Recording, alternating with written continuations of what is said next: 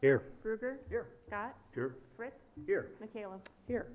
Before we have the invocation this evening, I would just like to ask for a moment of silence to honor Dylan Tarr, who passed away so tragically this weekend here in Grand Haven. His mother, Nan Soper, works in the city housing department, and his father, John Tarr, is a teacher and coach at Grand Haven High School. So if you'd like to honor a moment of silence for Dylan and his family, and after that we will have the invocation.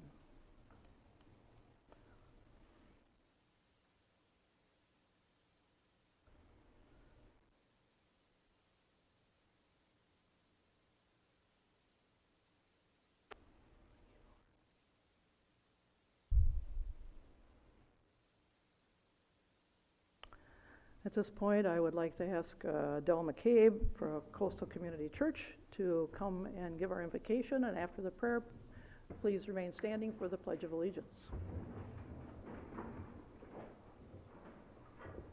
Good evening. I'm going to start with 1 Timothy 2, 1 through 3. It says, "First of all, pray for all men, for kings, and all that are in authority, that we may lead a quiet and peaceable life in all godliness and honesty, for this is good and acceptable in the sight of God." Father, in the name of Jesus, and according to your word, we pray for those in authority in our city. We thank you for them, and we thank you for their service. We pray that your wisdom will lead them to make sound decisions that promote life, liberty, safety, decency, and godly and God-fearing communities. We pray that you give those in authority a vision for your plans and your purposes for Grand Haven. In Jeremiah 29:7, you said, "Seek the peace of the city, pray to the Lord for it, for in its peace you will have peace." So we pray for peace and unity, and we come against any disunity or disharmony. We declare the Prince of Peace is Lord over Grand Haven, and we pray a blessing of peace and protection over families, businesses, churches, and neighborhoods. And we thank and praise you, Father, for your word, because we know it will not return void, but it will accomplish everything it is sent out to perform. And we pray all this in Jesus' name. And I just want to end with this scripture, Psalm 127:1. It says, "Unless the Lord builds the house, those who build it labor in vain. Unless the Lord watches over the city, the watchman stays awake in vain." Thank you. Amen. I pledge allegiance to the flag of the United States of America and to the republic for which it stands, one nation, under God, indivisible, with liberty and justice for all.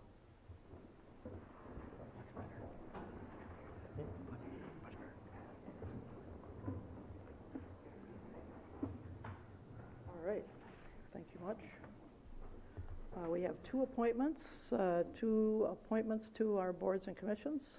One to Duncan Park Commission, one to Planning Commission. Linda, you want to read those? Did you want to do those together? I'll do them together. Okay. This is to appoint Reed Warber to the Duncan Park Commission with a term ending June 30th, 2022, and Michael Westbrook to the Planning Commission with a term ending June 30th, 2022. Okay, is there a motion? I'll make that motion. Second. Moved and seconded. Any comments or questions on either one of these candidates? If not, we will vote. Scott. Yes. Fritz. Yes. Manetza. Yes. Bruger. Yes. McCallum. Yes. So if you take the oath at the podium, if you want to meet Linda.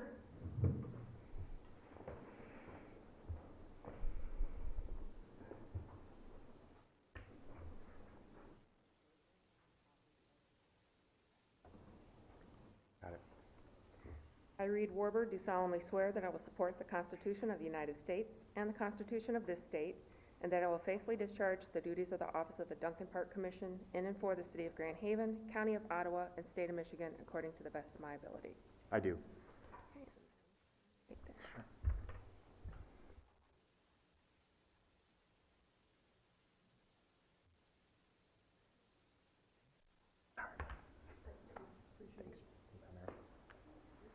And then Michael.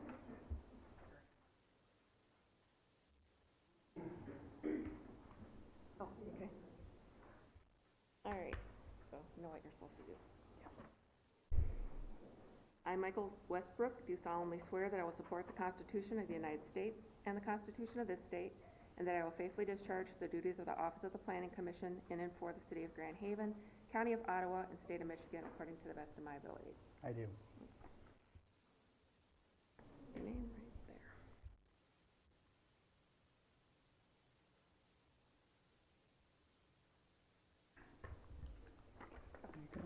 Thanks, Jerry. Appreciate it.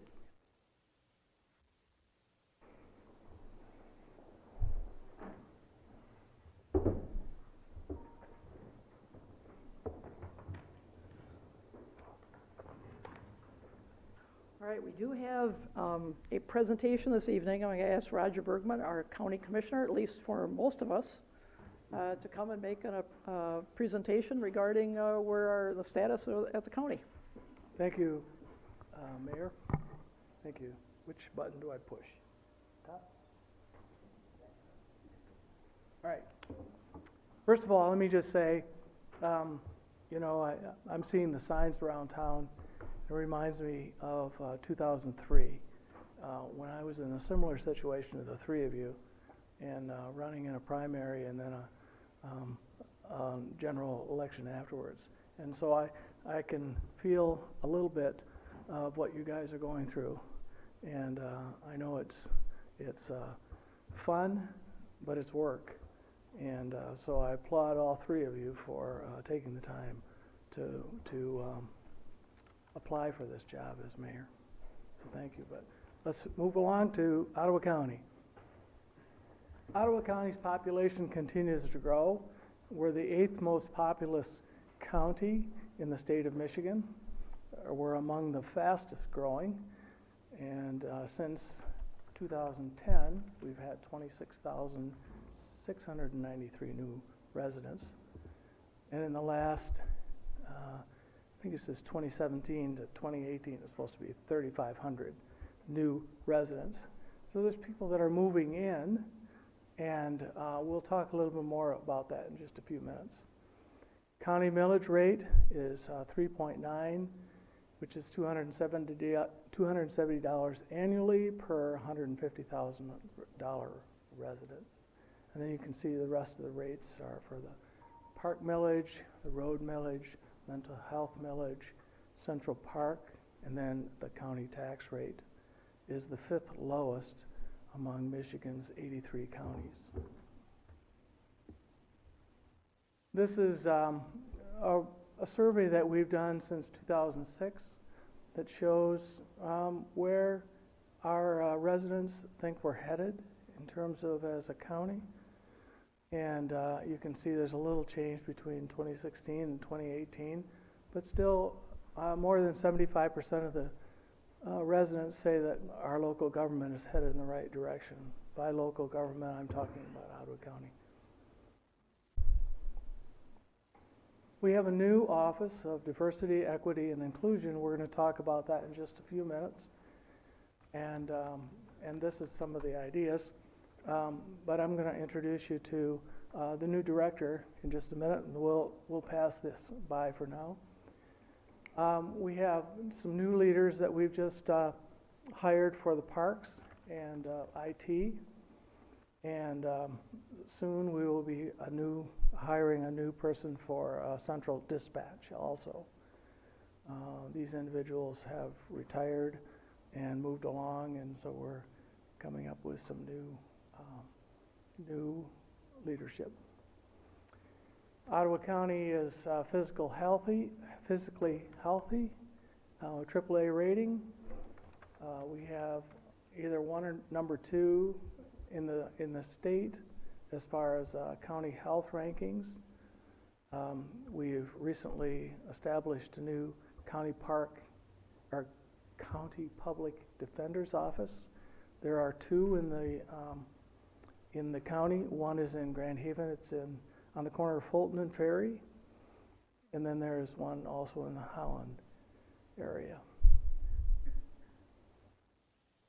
This is partnerships that we've created with the county, IT services, Park Township, Lendon, and you can see the list there, and then property assessment, Grand Haven City. In fact, I think we just renegotiated with the city of Grand Haven. And then planning and land use with Spring Lake Village. This is some information about who I am and how I can be reached. And now I'd like to introduce Robin Afric, is our new director of, let's see, say, I was sharing the mic. we're sharing this mic. So we're gonna do some back and forth here, and then I'd like you to think of any questions that you might have for Robin as well. So let me get my notes here a minute. So, Robin, how long have you been with us? Well, first of all, thank you for having me. Grand Haven is a place that's very near and dear to my heart, growing up in the south side of Holland and being a longtime resident with family roots that go deep there, and spending many summers and enjoying the work and the people that are definitely in Grand Haven and alive. Thank you for serving, and thank you for leading in this space. So how long have I been with the county? So Yes. This would be my second run. I think the first time working for the county was about 7, 8 years ago. So coming back to the county in this role is an honor. I've been officially here 4 weeks, but I don't count 4th of July because it seems like everyone is off. So, but learning, yep. So why did you decide to take this opportunity to help us out? So again, being a part of the fabric and having the family and the community that I've grown up with in Ottawa County, and having such a diverse family of many different backgrounds, traveling and leaving the area and doing diversity, equity, inclusion work all across the U.S. in multiple industries, and then being able to come back to what I call home and being a bridge to multiple people who definitely want to take advantage of our communities and finding ways where all people can feel included. To me, this is not a job, this is service, and I'm proud to be a part of it. And I'm excited to bring everyone along with me. So there's been some questions about how is Ottawa County going to afford to do this? How are you funded? Maybe you can give us some information about that. Yeah, so this is all public, so I can give you the sources, but right now, the Grand Haven Area Community Foundation and the Holland Zealand Community Foundation will contribute about 25% of the 5-year cost for the office. And we do have a combination of public and private dollars going into this department, so it is a shared cost. We also have businesses and private donors that have decided to step up and see this as an investment into the community. Of course, their lens is looking at this as diverse talent. So it's very important for our community to consider what that means for individuals to stay. And then, of course, we have 57% of that cost is coming from the actual county. Okay. I just want to express my appreciation for the fact that you came on board. It reminds me of a story when I was mayor, that we took a tour, as many of you have done, of industry. And I remember we went to GHSP. And I remember we were touring through the plant, and we were going through the IT department. And there was all these people working on CAD, and they were all, working hard. And I noticed that many of them were of Asian and Hispanic descent. And And I said to, the president at that time was Jerry Scott, and I said to him afterwards, where do all these folks live? They don't live here. I said, that's something that Grand Haven needs to address. Northwest Ottawa County needs to address. That was back probably 2004, 2005. So, so actually, Robin is here because of the work of Al Vanderberg, but also he was listening to Hayworth and Herman Miller and JSJ and SHAPE, individuals, business leaders who are saying, you know what, we need to step up. We need these employees in our communities. So they got together with the county and said, you know, can you help us? So in addition to the fact that Robin is here for the county, she is also here for you.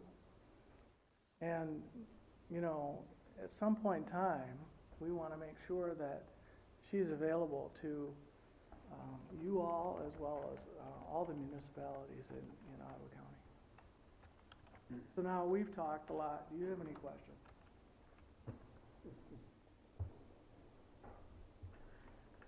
You know, I do have a question, but it's not about this. You know, when it came to the community mental health, whenever I go to the political forums, there's always an issue about community mental health and lack of funding. Can you address that at all? Do you know of which I speak? That because of the way we've been re-lumped or redistricted, we're not getting. How much time do you have, Jerry? Just give it the quick overview as to why we're in worse shape than we were not too long ago. The biggest challenge is that, and what people don't realize is that, you know, the millage that we came up with a few years ago for the county cannot be mixed with our other community mental health dollars. It can't add to those dollars because those dollars are tied to Medicaid funding and Medicare funding. So those are federal funds, and those federal funds as well as the state funds cannot be mingled. So we can't take that millage money and put it with, we can use it for other reasons, for other activities having to do with community mental health, and that's what we've done. But the LRE, which is the, I don't know what those, do you remember what the LER? Private? Pardon? Was it a private or? No, it's a government. So a couple of years ago, the state decided to put together these. We used to be just Ottawa County and Muskegon County, and we got a lump sum of dollars, and it worked. And then they came up with this idea that, no, we're going to create this LRE, which would include Kent County, Allegan County, Ottawa County, Muskegon County, and I think Ionia County. I'm not sure about that, but I know it was like 4 or 5 counties. So, and then the state is supposed to fully fund. Well, the problem is the state doesn't fully fund it. So when the money runs out, when we overextend, because Kent County alone has overspent by millions of dollars. Right. And then it affects us as well, and the state has underfunded it, and then the state has the audacity to blame it on the LRE as mismanagement. Well, it's not mismanagement, they haven't funded it correctly. So that's the long and short of it. Yeah, that's why, you know, it sounds plenty confusing, Yeah. and it always does It that. is. You know, our attorney, our county attorney, wrote a letter to the governor and explained, you know, if the state would fund it correctly, and they are supposed to, it's the law, they're supposed to, but they don't. Right? So, Roger, we understand how the state operates here very well. know about the state? Oh, yes, Yes. they definitely do not They fund fund it. you They do fully? not fund anything if they don't have to. Yes, that's right. And then they try to fix stuff and they make it worse, so. Yes, they do, yes. How about any questions for Robin? I've got one for you, Robin. So this grant is maybe about 5 years, so you're going to be here, we hope, for at least 5 years or longer. Sure. What are some of the goals or objectives or measures of success? If you can hit that 5-year mark or 3 years from now and you look back and say, you know what, these are the 3-4 things or 2 or 3 things that I feel good about accomplishing, what might those be? Yeah, I think if you go back, there's a slide, I don't know if someone has the clicker, but Roger Yeah, was could kind you- enough to put my goals I up. can go back. That's right, I've got this. Yeah. There it is. I won't go in great detail, but whenever you're trying to operationalize DEI, the key is to look at sustainable and impactful outcomes. And so what we need to do is really look at creating a strategy. My goal is not to do, quick wins all the time, but rather look at how are we investing our money. And so part of that's going to come with creating a strategy. And that probably will take a good year because we want to look at countywide. We want to understand who our stakeholders are. We want to understand current state. And then decide from there, how do we phase out what we're going to focus on within partnerships and what we agree to work on collaboratively. The other area that was presented to me coming into this role was to identify implicit bias in organizational policies and in external service delivery. So getting at the process and the policies that we are currently using, and then partnering potentially with a national organization called GARE, which is an organization that's really focused on government relations. I have a meeting set up in about a month with them. And hopefully we can pilot some groups to understand how feasible that is, how efficient and effective. There are studies out there that talk about if you are able to remove implicit bias from organizational policy, you will actually save money. And so that's a key thing for our county. And then how do we demonstrate what that looks like to our customers? The other 3 will probably go in conjunction with the first 2, depending on what the outcomes come from our assessment, but definitely training. Again, I don't want the one-hit wonders, but the key is to look at how do we make it impactful training and to understand where people are at. And then it'd be great to build a resource library. I know we have lots of other organizations that are currently doing this work. We don't want to leave them out. And how do we capitalize on that? And then, of course, as Roger said, extend myself assistance to other local units of government who might have similar goals.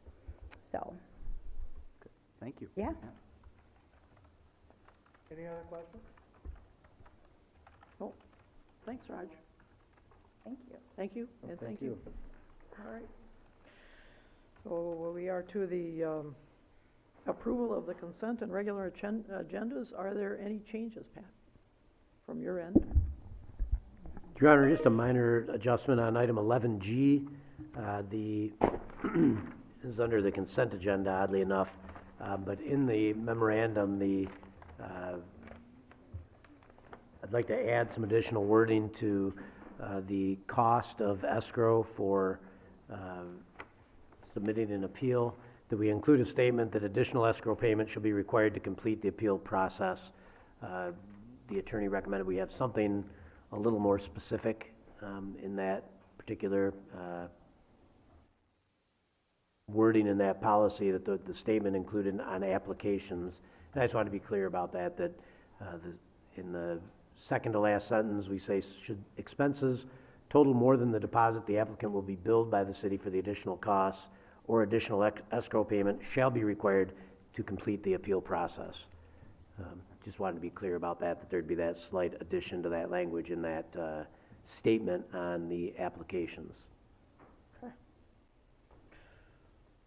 All right. Anything else?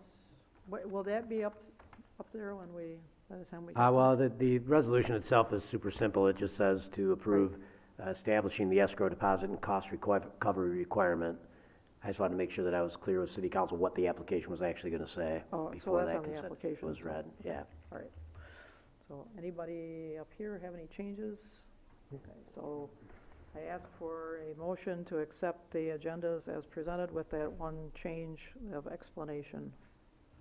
I'll make that motion. Second. Is there a second? All right. So comments or questions?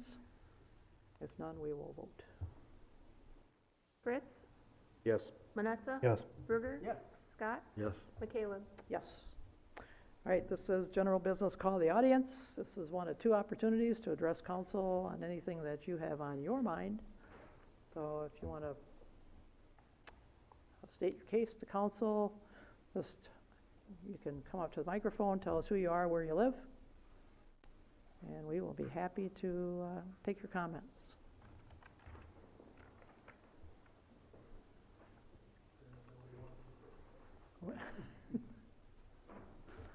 Dr. Verkmos, I live at 1020 Marion. Tonight you are completing a second reading of the, call it the well ordinance, for lack of a better term, or an amendment to the current contaminated ordinance that's already in place. I have permission to approach with a packet of information for the council. Sure. Okay.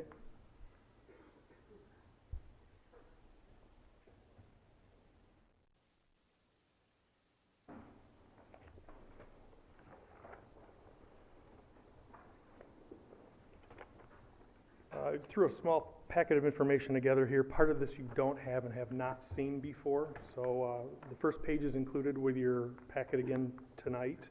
It's the 2015 map of the plume area. And I'm going to focus on the Ottawa steel plume because I'm not familiar with the Dake, and probably of the two, this may be the worst of the two. The second page is a representation of a map that I received from the state that shows the 2018 sample results of a plume, and I don't think any of that has been included in the council packets. So this may be the first time you see this, but it doesn't make a lot of sense unless you look at the third page where I put together a table where I took the 2015 results and quantified those and compared those to the 2018 and 19 results, which is the representative of the second map. And those numbers, just so you know, actually came off the test sheets. So I'll try to explain this real briefly. The yellow that you see there are 2015 results. There's an S, an I, and a D, representative of what the state recognizes as shallow, intermediate, and deep wells in the plume area. And you'll notice in 2015 there were no samples taken of the shallow wells or the intermediate wells. They were all done of the deep. Interestingly enough, we have 120 that shows non-detect there. In 2018, there were additional samples between October, November, and January of 2018 and 19. There were additional samples taken again, shallow, intermediate, and deep. You'll notice the shallow wells, and again, I don't have footages on these because that was not provided as far as depths went. The shallow well in those in comparison, and some of those you'll notice were destroyed. For whatever reason, those wells were destroyed between 2015 and 2018-19. Those are noted there. But what's really interesting about this plume is the intermediate depths are all under drinking water quality standards except 115, and that could be plus or minus 10% on a lab result. The intermediate values are within drinking water cleanup standards. In other words, they're under that standard. The deep wells show a significant, in some cases, a significant decrease in 3.5 years from what was sampled in 15 to what was sampled in 18-19. And I quickly threw some numbers together to give you an idea of how much in 3.5 years they've actually dropped. My opinion is pretty significant. Arguably, they're still not within drinking water standards, but there is a significant change in the 3.5 years that are there. The far right of the table shows the depth of the deep wells that were submitted as part of those maps, and I wanted to point those out. The most shallow well of the deep that was tested is 26.9 feet, significantly deep when compared to some of the irrigation wells that the city has. I threw a quick GIS map together on the next page, and this is a comparison, just an overall comparison of the green dots represent the 2015 numbers, and the yellow dots represent the 2018-19, and they have obviously decreased. They are proportional. So if the green dot is 100% of 500, The yellow dot, if it's half of that, is 250. So that just gives you an overall representative example of how this contamination is beginning to decrease. But I think the point to be made mostly tonight is that I think the city council, I hope the city council understands the impact and the gravity of what this ordinance is going to mean. First of all, it means that the city has to do the enforcement. That is something, I don't know how they're going to do that. I don't know how they normally do that as far as ordinance enforcement goes. Probably falls under community development, but there is going to have to be some enforcement where you have to go back.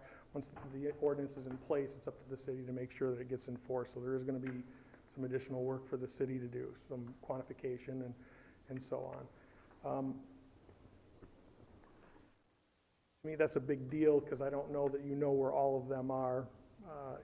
It is what it is, but if that's the choice that the city makes, certainly that is something that you're going to have to bear as far as the enforcement.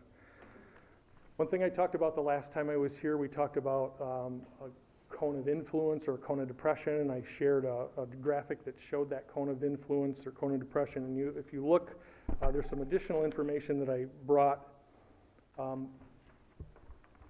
One of the things the state has done consistently through this whole program is they have not provided, I think what they're saying is they're not providing specific information. All their information about stirring the plume is all anecdotal. It's nothing to substantiate that the plume could be stirred. They've never showed any studies. They've never showed any information that actually shows that that will occur. In your packet, there's a letter from the DEQ as a follow-up in 2000 to Pat Siskavich from the Ottawa County Road Commission when the township was building their transmission main down Grant Street. There was concern, obviously, over the vinyl chloride plume that was there at that time. The letter talks about, and I lost it on my iPad, but basically the letter talks about the depth of the water to be dewatered at 15 feet. And the state had some concerns about the volume of water that was going to be drawn from that. But the point of the letter was to say the state could not substantiate that it was going to impact the groundwater in and of itself, meaning it's going to raise they acknowledged that the plume was 25 to 30 feet and deeper, but they could not substantiate that this dewatering was going to exacerbate the contamination within that plume. In fact, what they did was they required the township to go back and prove that it did not. And that's exactly what the township did, is they did some testing to prove that it did not exacerbate that plume. So 400 gallons a minute within a 300-foot stretch at a time as they went down Grant Street, it did not exacerbate the plume. It didn't make it any worse. As far as wells are concerned, I want to go just back to what I had said about the state. We talked about that cone of depression or cone of influence, and where the water is actually drawn down, you see that cone. There's a couple studies that I included in here. The first 2 pages, actually, it's going to be page 5 and 6, come out of a study that the USGS did. And they talk about radial flows within wells, and it's a very, very, very long study. I didn't bring the whole thing because there were equations in there that were deeper than what we needed to go Probably tonight. thank you for not bringing those out. Yeah. The point is, though, if you look at the first page, you'll see that there is a radial example of how the well actually draws its water in relationship to its screen, and that was the contention that I made the last time I was here. The state does not have specific data to prove that it would stir that plume. In fact, I would argue that it hasn't stirred the plume, because if you look at the numbers and the intermediate numbers that we have, we as residents haven't changed anything. We're still sprinkling like we normally do. Nothing's changed in our behavior, and we have not exacerbated that in the shallow to intermediate portion of the groundwater table within that plume. So I want to go back and ask the council again to reconsider looking at a case-by-case basis for the wells that exist within both of these areas. I did some quick phone calls this afternoon and talked to the lab at Prine and Newhoff. As far as testing goes, it would be $100 a year if you did that whole list of chemicals that is presented by the state, and it would be $60 a year. Let me rephrase that. $60 per sample for just the vinyl chloride. So there is that accessibility to the testing if the council chose to do that. And I think that from the hardship that this is going to create, not only for the city, but also for the residents, there's a significant financial impact. And because there is an assistance from the state, it falls on the residents. I don't think the city's in a position to offset part of those costs, because if the city commits itself to, say, providing meters or assisting with the connection, you're setting a precedence going forward. I don't think that would be a good idea. Ultimately, it's going to fall back on the resident, and it's going to be a significant amount of money to do. So I guess what I'm asking is the council, again, to take a step backward again, look at the big picture, consider the information that's been provided with the radial flow and the lack of documentation from the state about exacerbation of the movement of that plume, and really consider maybe going back to the drawing board and considering doing it on a case-by-case basis with the existing wells that are there. All right, Thank thanks you. very much. Good information. Appreciate it. Anyone else? If I could speak to that too, Nancy Johnson from the DEQ, or Eagle. And I appreciate the input given, and we've had many conversations back and forth. And it comes down to, in terms of the state providing the information on each individual well and the potential impact it has, we can't do that. We don't know the depths of the wells. We don't know the pumping rates of the wells. And it's, if we're talking 60 to 74 wells, there's no way we can judge each well and the impact it can have. In terms of the intermediate aquifer wells not being impacted, the issue we have is if you pull up the table, we have maybe 7, 8 different intermediate wells that remain. The other ones are destroyed because people destroy them. They're paved over in the parking lots, whatever. And again, to say that we've continued to sprinkle and it hasn't impacted the intermediate aquifer, we can't say that, and I don't think anybody's in a position to say that. This is your ordinance that was passed back in 2002, City Council. You did it, your predecessors did that out of an abundance of caution because they wanted to protect the residents of the city. And again, this would be amending a portion of that ordinance. And, I applaud your predecessors for taking that step. Thank you. Anybody else like to address council? Hi, I'm Jared Kramer. I am the priest at St. John's Episcopal Church across the street, 524 Washington. I'm also a resident at 11571 Oak Grove Road. And I'm here with my colleague Raina Mosco to speak to the Grand Haven Hispanic Heritage Fiesta, which is on your agenda. This began as a conversation Raina and I had after church this spring, and as Raina has a tendency to do with things, it just shot off with a lot of wonderful ideas, and I'm really grateful for everyone that's been a part of it. The proposal you have in front of you is the result of really only the past about 4 or 5, maybe 6 months of work that since we started this. In that time, we have a leadership team comprised of 15 people, which includes people from Ottawa County, from the City of Grand Haven, from United Way, from area organizations and industry. We have a fundraising budget of $20,000 to $25,000 in sponsorships we're looking for. We've so far, in the 1 month since we started fundraising, we've successfully solicited $9,000 in sponsorships. We made this live on Facebook to start building interest about a month and a half ago, and as of I just checked my phone, we have 6,000 people who have expressed interest in Facebook, 500 of whom have said they're definitely coming, 424 of whom have shared this event on their Facebook page, telling other people to go. So I think this is a wonderful opportunity for the City of Grand Haven, and that's so fortuitous for it to come to City Council after the establishment of the Equity and Inclusion Office, because a big goal of this, for me, is an affirmation of the Hispanic heritage of Grand Haven. One other thing I'll say, a friend of mine, when I was doing this, said we should change the name of this, because Grand Haven doesn't have a real Hispanic heritage. And I kind of gave him a hug, and I said, hey man, I grew up here, and I know that's not the case. Grand Haven has a huge Hispanic heritage, which is just often unrecognized. The Hispanic community has contributed so much to what makes Grand Haven what it is and how great it is. And there's a perception often that our community is not as diverse as it is. And we are absolutely not as diverse as other communities in Michigan. but that has been changing demographically over the past 10 to 15 years. And so I see this as a real wonderful way for us to celebrate what the Hispanic community has brought to Grand Haven, and hopefully make people who come and visit think, oh crap, I want to live by that lake and in that community, and this is a great place to be. So thank you for considering our proposal. Raina? Thank you. My name is Raina Masco, and I live at 513 Woodlawn here in Grand Haven, and I lived here for about 20 years. I come to you, just like Jared, to encourage you to accept a proposal for the Hispanic Heritage Fiesta. I also come as a representative of Ottawa County's Cultural Intelligence Committee, which was like the foundation of the Office for Equity, Diversity, and Inclusion. You guys just met Robin. I also sit on the Human Relations Commission, part of St. John's. And so it just really has been great to bring all the organizations that I serve on to put this festival together. And so I encourage you to not just accept our proposal, but just be a part of that. I think Ottawa County is doing great work when it comes to diversity and inclusion. And so I would absolutely love to see you guys be a part of that, and even be part of our welcoming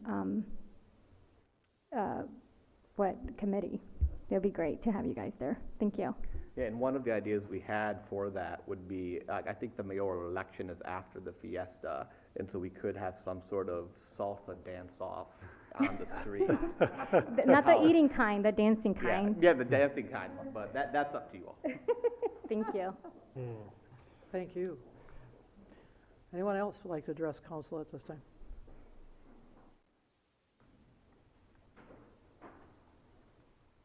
Hi, David Teisman, 1226 Terrell. I'd like to address something about the wells.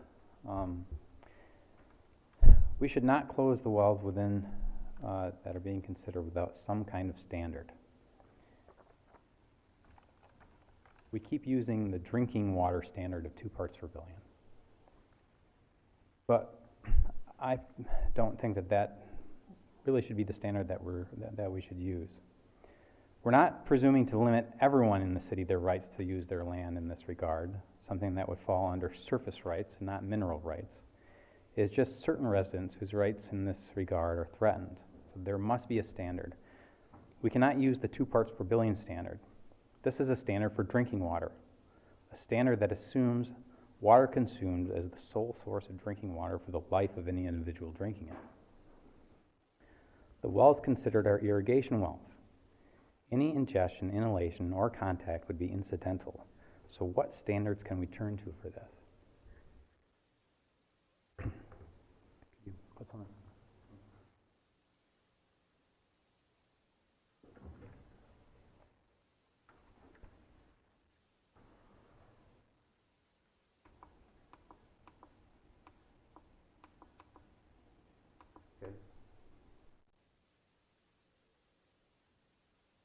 So these are standards that are well, I don't know if I should say above or below, but these are in parts per billion. They are obviously above the 2 parts per billion for swimming inhalation, for skin, and for ingestion. Now, this is something that this letter states that the NDEQ concluded were the numbers for someone in a pool.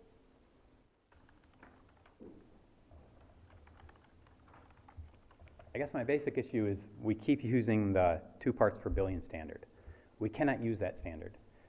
That standard is for drinking water purposes. And none of these wells are drinking wells.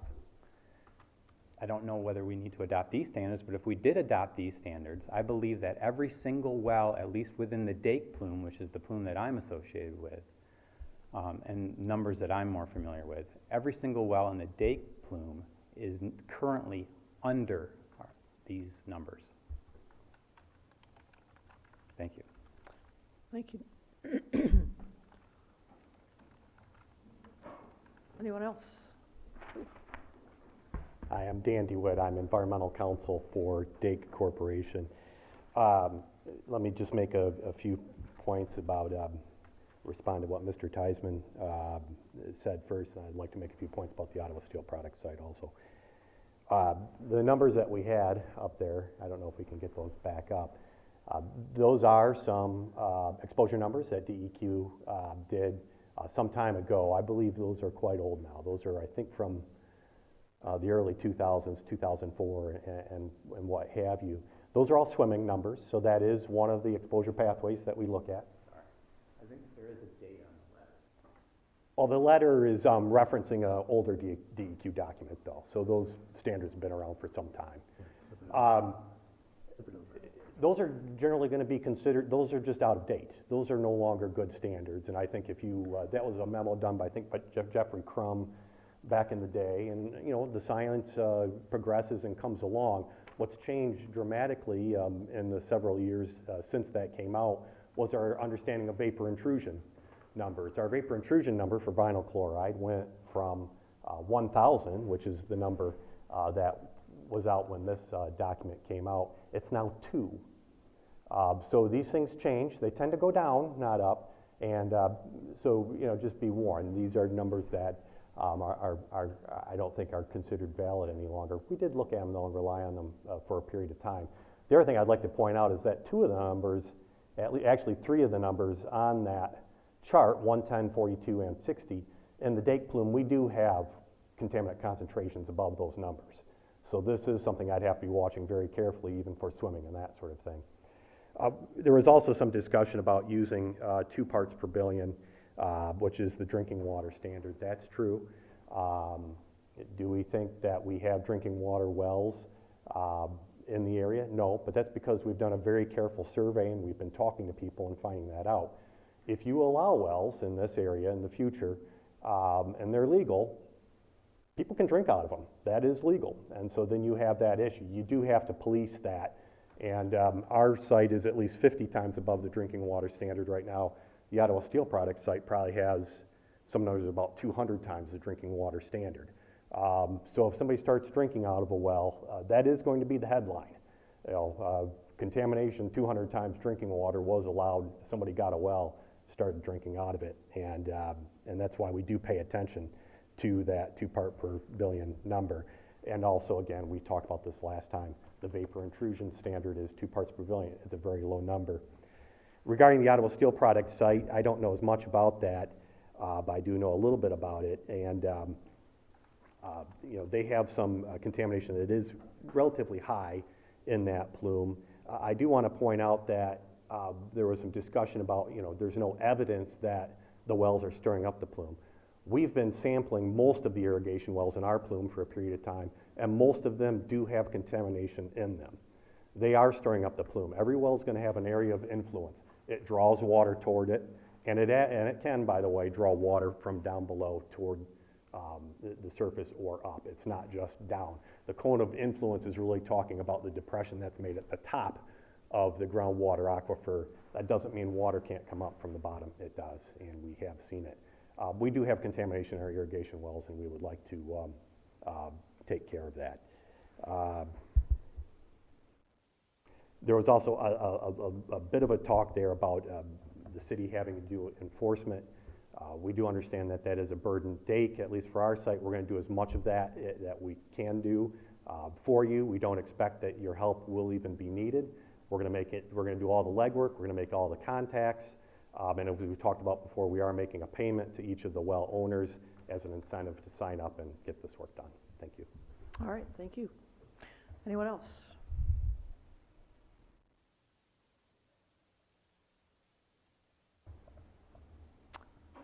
All right, if no one else is going to come forward, we will move on with our consent agenda. Linda, you want to read that? Sure. This is to approve the special, regular, and executive session council meeting minutes of July 1st, 2019. Approve the bills memo in the amount of $708,087.86. Approve casting a ballot for the following persons to serve as trustees of the Michigan Municipal League Workers' Compensation Fund for 4-year terms beginning October 1st, 2019. Devin Olson, Manager, City of Munising. Adam Smith, Manager, Municipal Executive, City of Grand Ledge. David Tasava, Mayor, City of Hastings, And this is also to authorize the mayor and city clerk to execute the necessary documents. Approve an organization non-endowed fund agreement with the Grand Haven Area Community Foundation to create the Grand Haven Public Safety Beach Safety Fund and authorize the mayor and city clerk to execute the necessary documents. Accept the 2019-20 HEP Grant Award for Neighborhood Housing Services in the amount of $30,000 to provide education services from July 1st, 2019 to June 30th, 2020. Approve the housing counselor contract for Lynn Balkema for neighborhood housing services and authorize the mayor and city clerk to execute the necessary documents. Approve the establishment of an escrow deposit and cost recovery requirement for the Planning Commission and Zoning Board of Appeals applications. And approve the purchase of a 96-inch lawnmower in the not-to-exceed amount of $33,799 from J&J Farm Sales.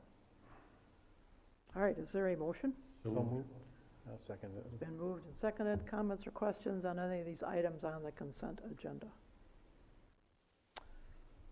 Not, we will vote. Manetza? Yes. Bruger? Yes. Scott? Yes. Fritz? Yes. McCallum? Yes. All right, first item under new business. First item is to approve the engineering service proposal from Ebbenmarsh for investigating groundwater and drainage issues in the Grand Landing and the Adams Street and Fifth Avenue neighborhood in the not-to-exceed amount of $12,500. All right, is there a motion? So moved. Second. Moved and seconded. I thought Matt was coming up to the microphone. He can say it, he's escaping. So it's Derek. I can give this one to Matt if he wants. Yes, Your Honor.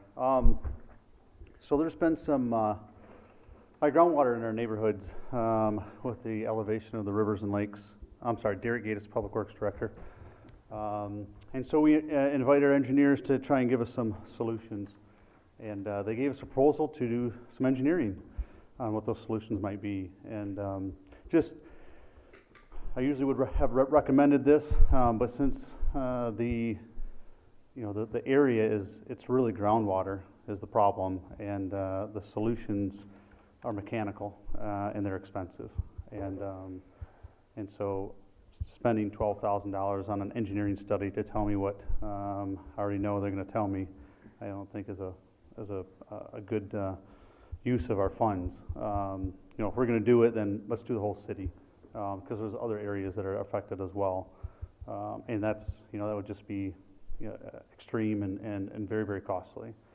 So if there's something that the city wants to do or the council wants to do there, saying specifically, we can go over the possibilities. I've talked to the engineers, off the record about what what some of the solutions are. I've experienced some of those solutions in other communities that I've worked with, and you asked for some solutions, and this is what they're proposing. So if you'd like to go forward with it, we can do that. They're prepared, but I think there's some other things that we can do without spending money to come up with a plan. I think with our concern that we had in that whole area, there was because of the water level in the streets and that the streets itself would fill up and never drain out very well. We wanted to make sure that you at least took a good observation of the drains and making sure that they're at the right levels, making sure that the water is flowing the right direction, and that because at the time right now is that when it does rain, it's not just groundwater. When it rains, it fills up our streets, and it's our responsibility to make sure the streets are cleared. I think when we had you last time, we asked you to take a good observation of that and let us know. And we already had engineers look at this before. Mm-hmm. Our last engineering firm we had went down there and did the same observation. But we wanted to make sure that our storm sewers and everything is working properly and draining that area for them, because the streets do fill up on a rainstorm. And did you do that or not, or just? Well, we have investigated the storm sewer shortly after I came here. I think it was the next summer, so summer 17, and verified that system was working. Now, the volume that goes through that area, takes a pretty good chunk of the city, but it's the lowest level. So that storm sewer system is so, I wouldn't say small, but it's so shallow that you can't build a bigger pipe. You're building it underwater as we, or it's currently underwater just from the groundwater. There are mechanical means to prevent the river from, coming back up the pipe. But that also means that the stormwater, the rainwater that's going to collect is not going to leave either. So that's all attributed, again, to the river level, the lake levels, and the groundwater levels. So, I mean, it's in a depression. It's in a flood zone, and it's flooding because we have high water levels. I think you answered my question, then you did your due diligence, going out and looked at it and actually found out that for us.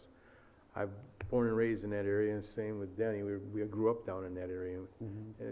At time periods, it was wet down there pretty much, so. Yeah, it's a tough situation. I mean, by the way, this is in the vinyl chloride plume, so we can deal with that as well. Yeah. So. I don't think that,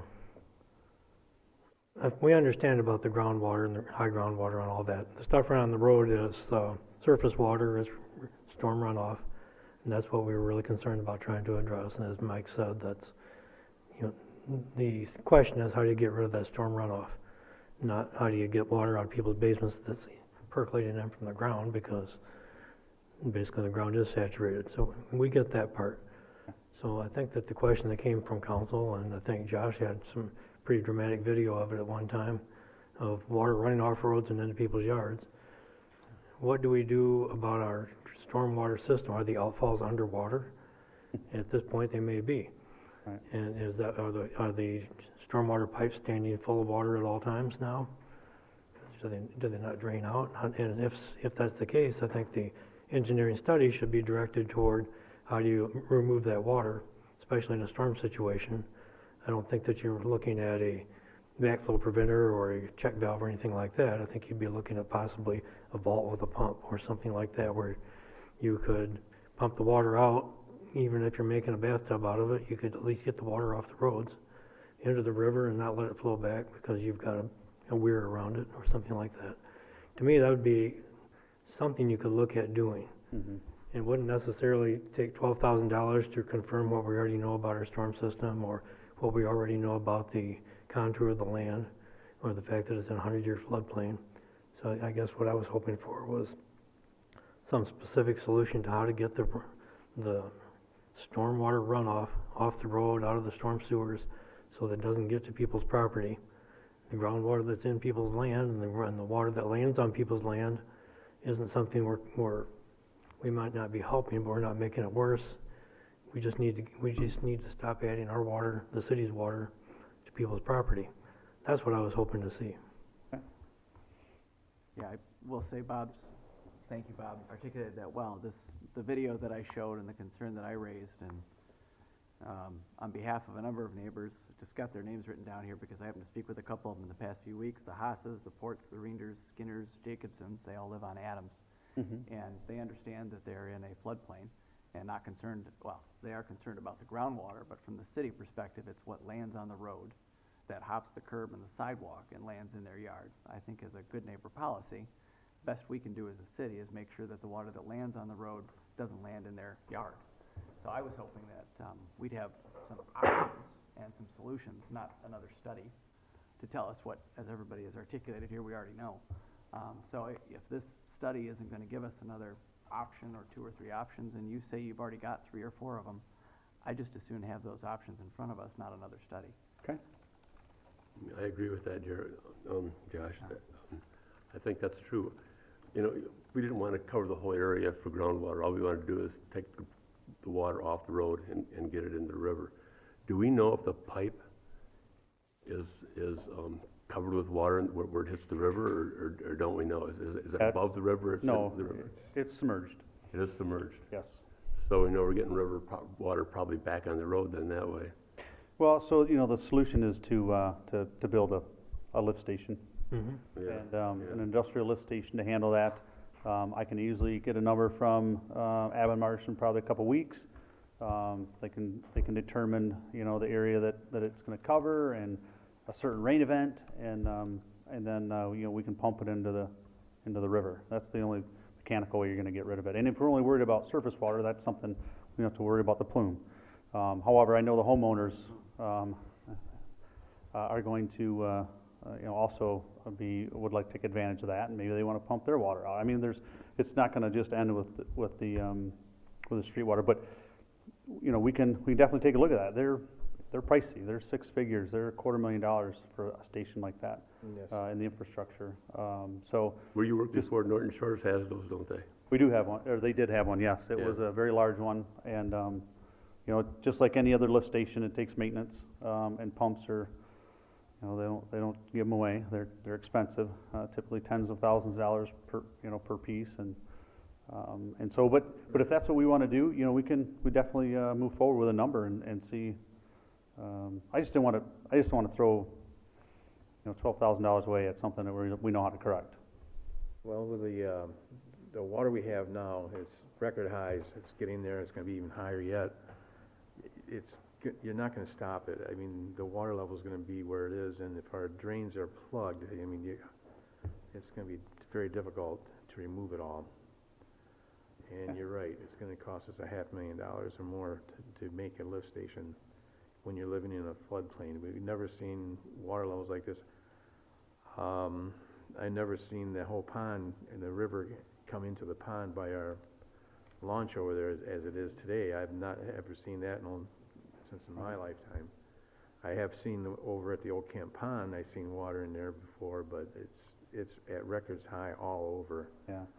And for us to even trying to work at it at this level right now, it's astronomical figures that we don't have. I'd just like to see maybe if you just want to put something together yourself and just show us what it's going to cost, but I can almost guarantee it's going to cost us more than we can afford. Sure.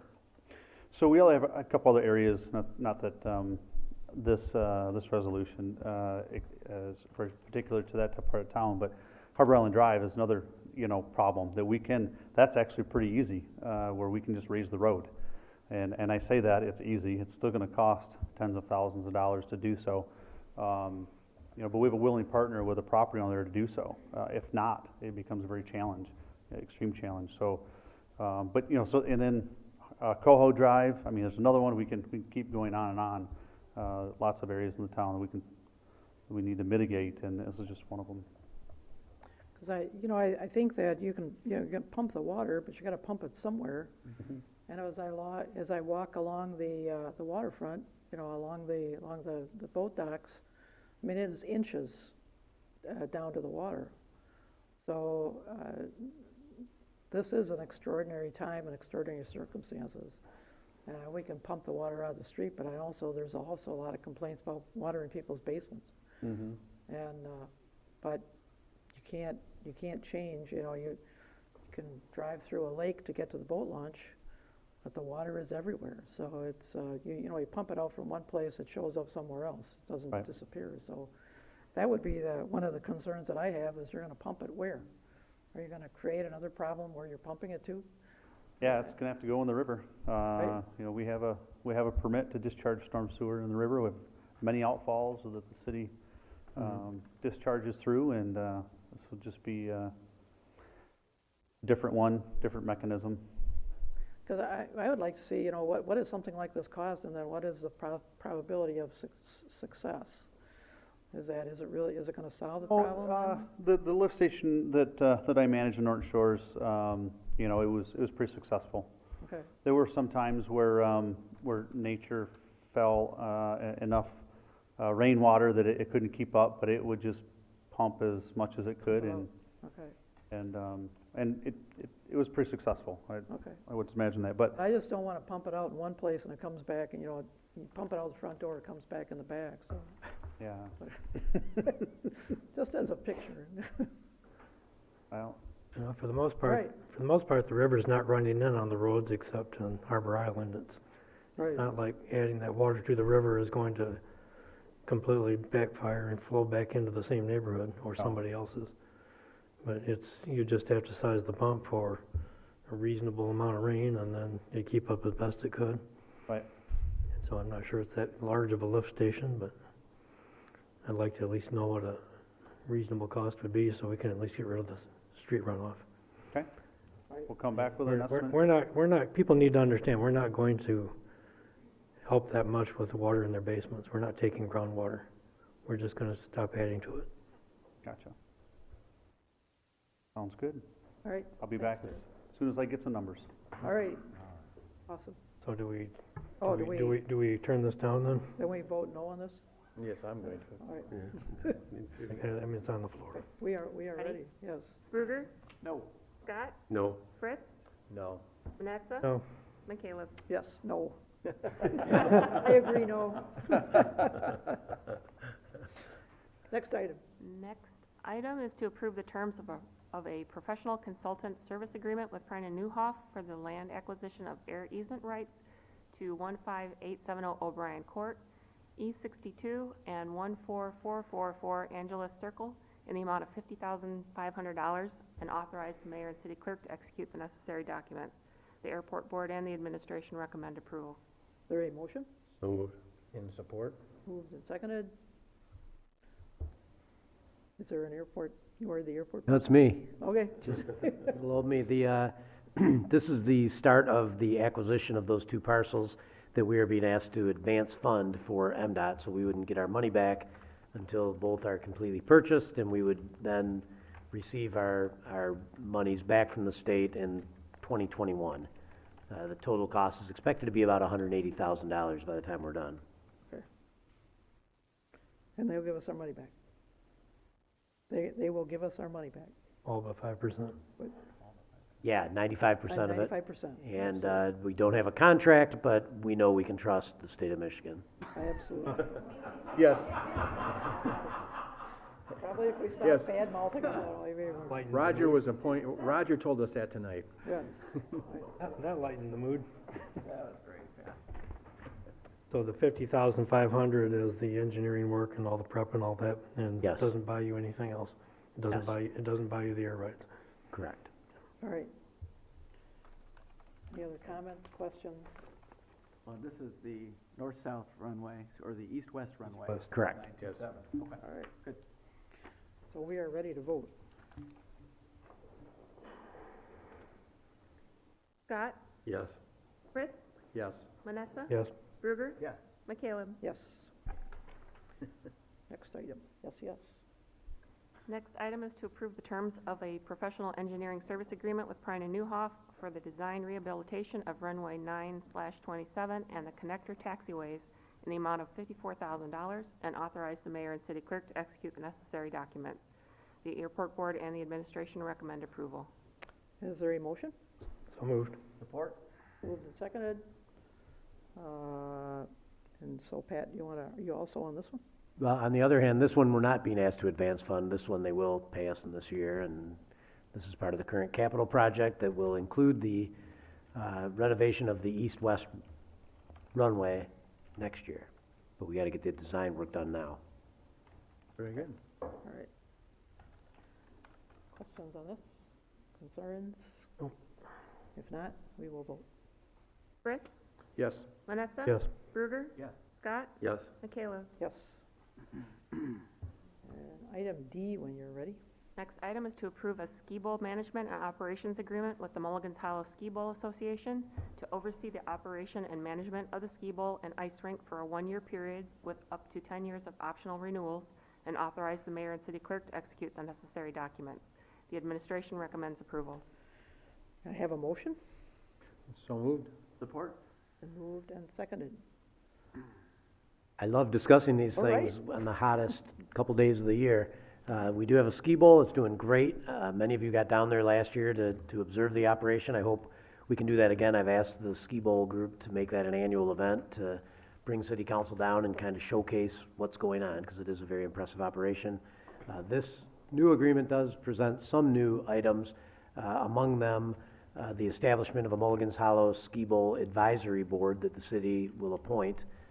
This will directly make them a subunit of the city and make them eligible to be a part of our insurance policy. That's important for liability reasons. It does extend the umbrella of governmental immunity to the overall operations. It doesn't really bring us into the operation of the event or the activity any more than we already are. The other item is the establishment of a permanent ski bowl improvement fund at the Community Foundation that we will seed 50-50. The city will put up half the money, the Ski Bowl Association will put up half the money to set this fund up. You need $5,000 to set up a fund there, so we hope a $5,000 fund will begin then to grow over the years, and as we need capital investment there, we'll have a vehicle to do that. So we saw both those things, and it also requires anything above 10% or $10,000 of additional revenue each year. If they have a really good year, that extra money goes into this fund at the foundation to build that nest egg to take care of future capital needs. So I think it's a pretty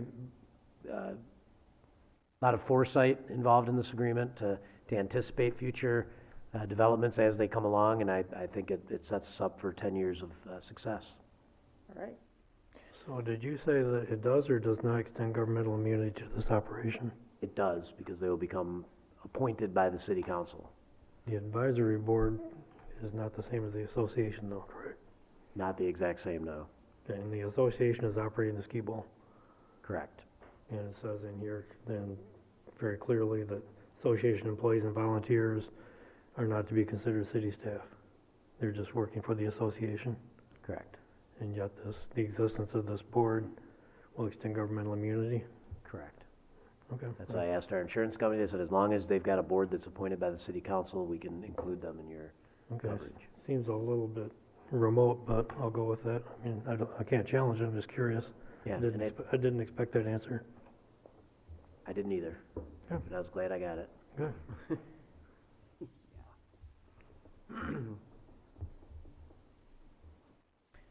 Any other comments? No. Well, I think that the Ski Bowl has been a great asset to the community, and the folks that have taken over running it have done a great job taking the work off the hands of the city and just promoting it, fundraising, doing a great job of running it. So I see this agreement. This is really, I think, a good thing for our city, good thing for the young people of our community, a lot of activity there, and so I commend them for the hard work that they do, and to have the advisory board put that under the protection of the city umbrella, I think is a very good thing for all the activities that go down there. So I think this is a welcome agreement. Yeah, I guess we're commenting. I'm thrilled with it as well. I didn't grow up downhill skiing because we couldn't afford to downhill ski. It's expensive. And having this locally is a great asset to the community. We take our kids to it in the wintertime and get to expose them to the opportunity that I never had as a kid. We couldn't even afford to ski at the Ski Bowl at the time when I was a child. But I'm glad this is here. It's an asset to our community, as Jerry said. And anything we can do to keep that going and give them a little bit of an umbrella of coverage, I think, is wonderful. So, thanks. Well, if you want to comment, I'll give you a comment. I worked Oh, there. I was going to, don't hold back. You worked there? Oh, I worked there, yes. I back when I was a young kid, I used to pack the hills with the ski-doo, up and down there, and I had a little snow fence behind you and do it all. So these guys have come a long ways, and they made some major investments out there, and it's actually turned the thing around a little bit. It's a great asset for a town to have. One real selling point that kids can go out there and they even have free days. They have people, they strap some skis and give them some lessons, and they do a very good job. So I'm happy. Besides, the groomer is awesome to see it work. Oh, yeah. It's quite the beast. So, A lot better equipment than we used to have when the city used to run it. I was there. Yeah, we were. I was there, Mike. the best thing, well, one of the best things it does, it chops up the ice and turns it back into granules, so you're not skiing or snowboarding on ice, you're actually, it crunches it up, so It's a groomer. it's a groomer. That's It what it does, is. so you're not just going on ice, so it's a lot, great improvement. I think we're ready to vote. Manetza? Yes. Bruger? Yes. Scott? Yes. Fritz? Yes. McCaleb? Yes. Next item.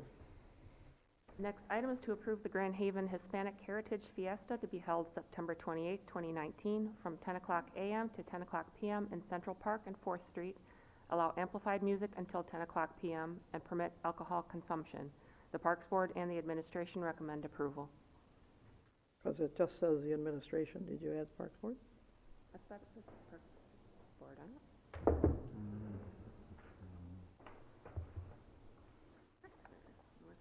I was curious about that.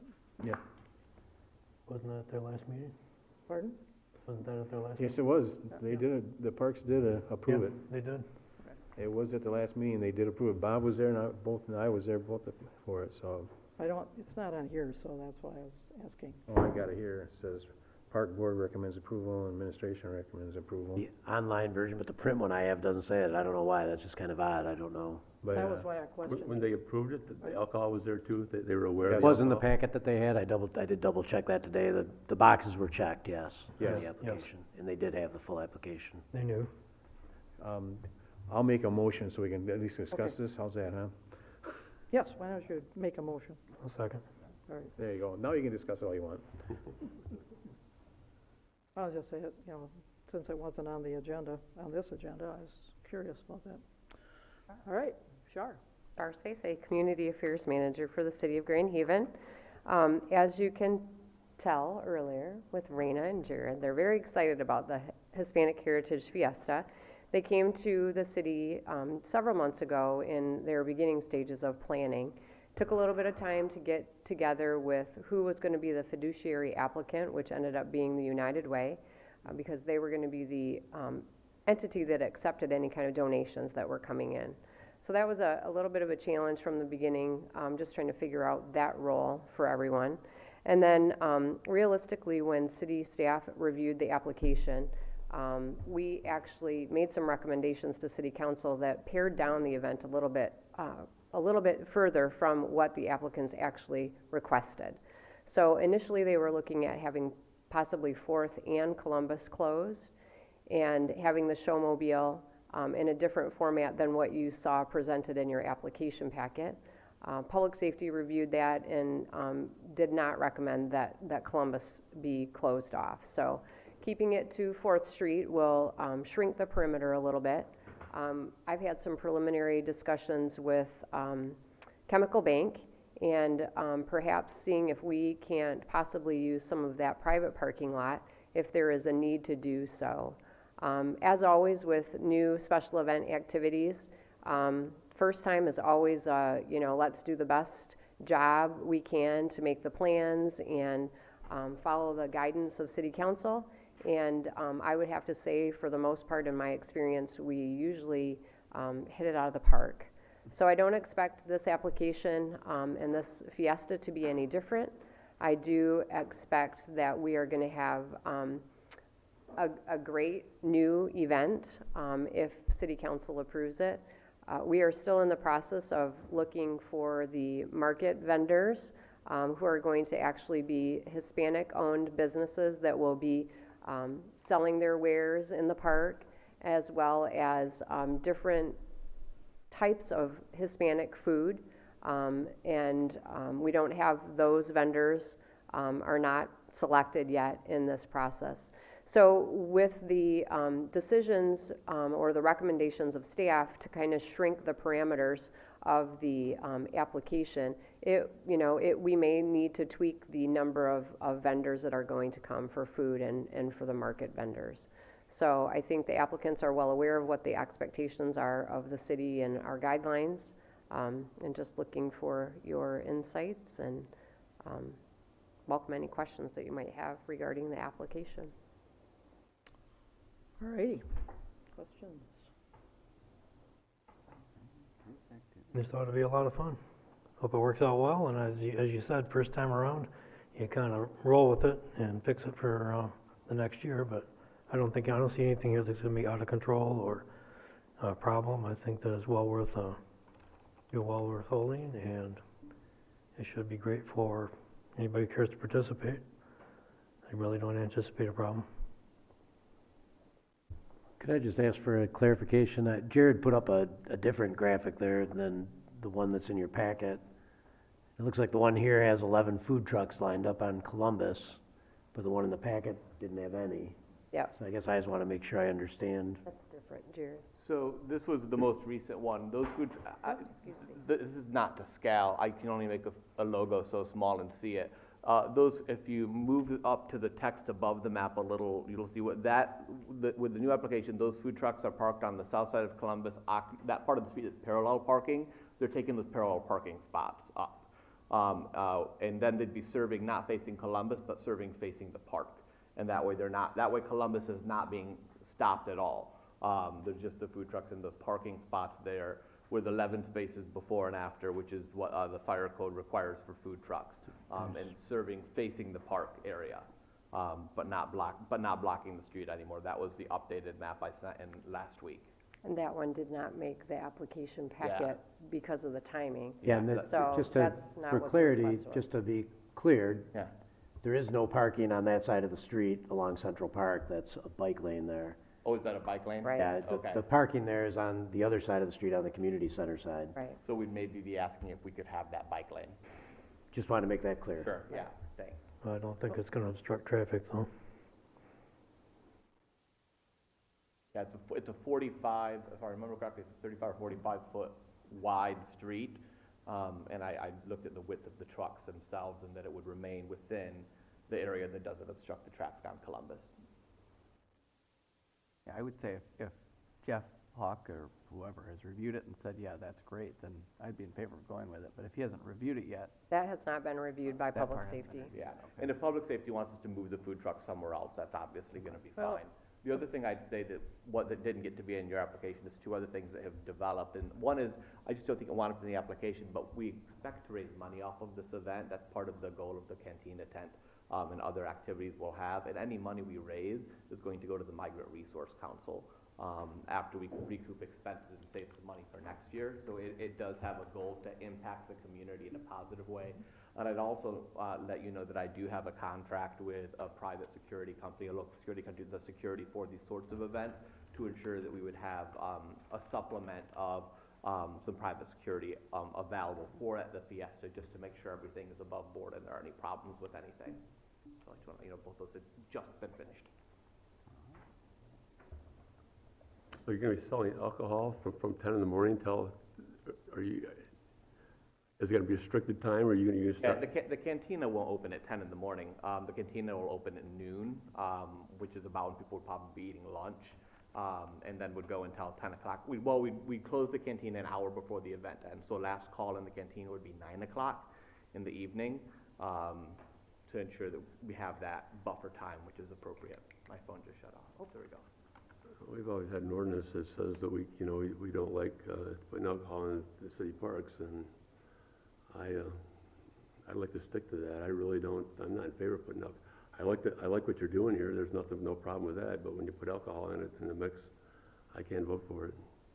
But just for clarification, the alcohol would be contained in a fenced-in area on 4th Street. It would not be in the park. Just for that, and I don't know if that matters or not, but it has to be in a fenced-in area where there is an exit and an entrance where people's IDs are being checked, but the alcohol will not be allowed outside of that area on 4th Street, and it will not be allowed in the park. Yeah, that gray If that box makes in a the upper difference. left that says beer cantina, that is the actual 80 by 40 tent that would be, well, the only place alcohol can exist, will be in that fenced off area. Good. And contingent on the food trucks, as long as Jeff okays it, it has to go to public, that hasn't been okayed yet from public safety, right? Correct. We can review that tomorrow at the managers meeting. And whatever public safety says, I think it's gonna be a great event. I'm pretty excited about it. My family is very diverse, and my brother-in-law is Hispanic, down in Battle Creek down there, and I already hit him up to see if he wants to bring some tamales up, because he makes the best tamales, so I said, you get a booth, so, yeah, I'm excited. Well, I have several concerns. One of them is the alcohol, whether it's related on 4th Street or not, because to me, Central Park is a very, very special place. And this is not something, that I'm not sure that fits real well with Central Park. The other big concern I have is that the bathrooms are gonna be available at the community center, right? There's not gonna be I think that's what I read, there's not gonna be any porta potties. Correct. You have to walk across the street, so now they have to not only walk across Columbus Street, but they have to walk across Columbus Street going by food trucks, which is going to really, hurt your visibility. So, Well, we can certainly, that part of the application can be changed. and because now we you've can got require 400, that. 500, 1,000 people coming from, where you're saying how many kind of response you've got, and they're going to all go into the community center when they need to use the bathroom. I think that's kind of something that to me would be overwhelming to the facilities at the community center. I think it needs to be on site.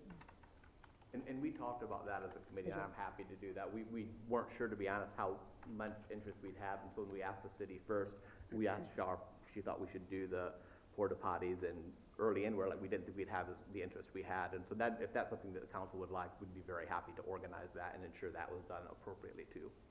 Absolutely. Yeah, at least, if you could even put them, if you make an agreement with a bank and put them across at least 4th Street, so little kids don't have to run across Columbus and dodge two-way traffic in order to go to the community center. Still not real comfortable with having for various reasons, is that, we have an awful lot of, restaurants downtown that serve alcohol. Every time we do one of these events, we cut into their business by doing these things, so it's not just this. I also, the meeting's still going, Bethany. Sorry, that's not one. Sorry.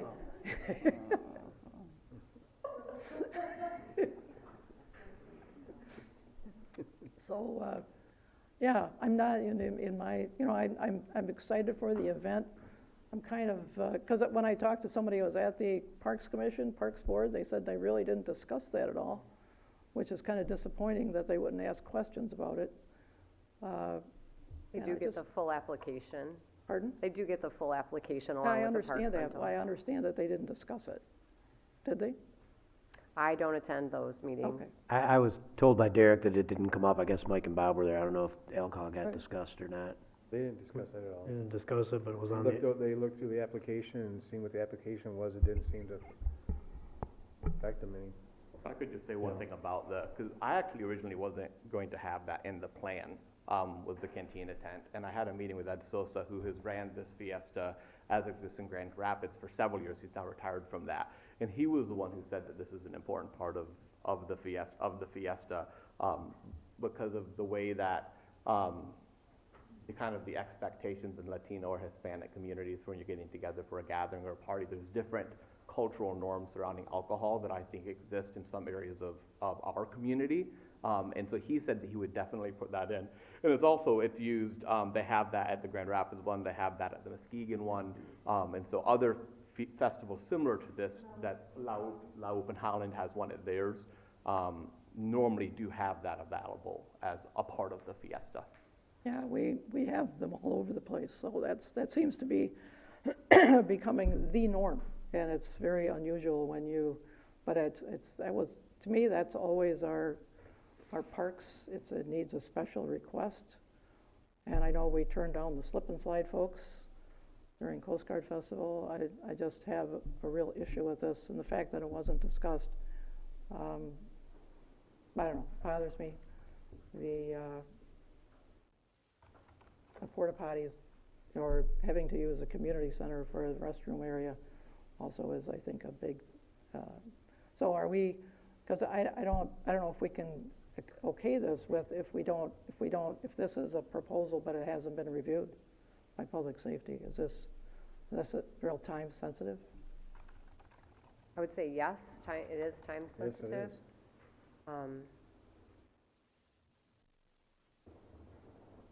So the two portions that you still have concerns about, aside from the alcohol tent, would be the porta potties and whether or not food trucks will be placed and where they would be placed. And if it's helpful, we'll put the porta potties in. That's not an issue at all. Mm-hmm. And in terms of food truck placement, I'll just ask the public safety department where would be a good place for us to park some food trucks, however many they feel like could fit anywhere, and those will be the food trucks, whatever part, and they could, wherever in that square public safety says would make sense, that's fine. I have no preference about where they are.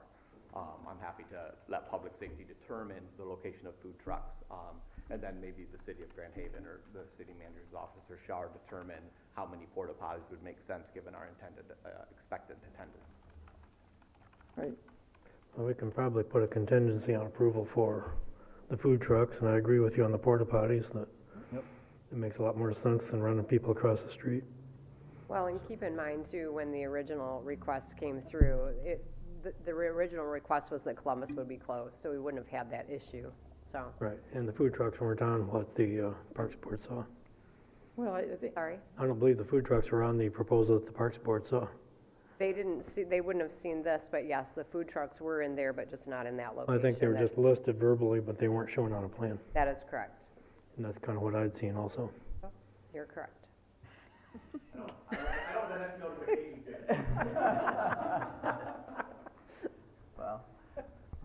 Well, I want to say, collectively, I am bummed this is our first Hispanic festival. I think we should have had one a long time ago.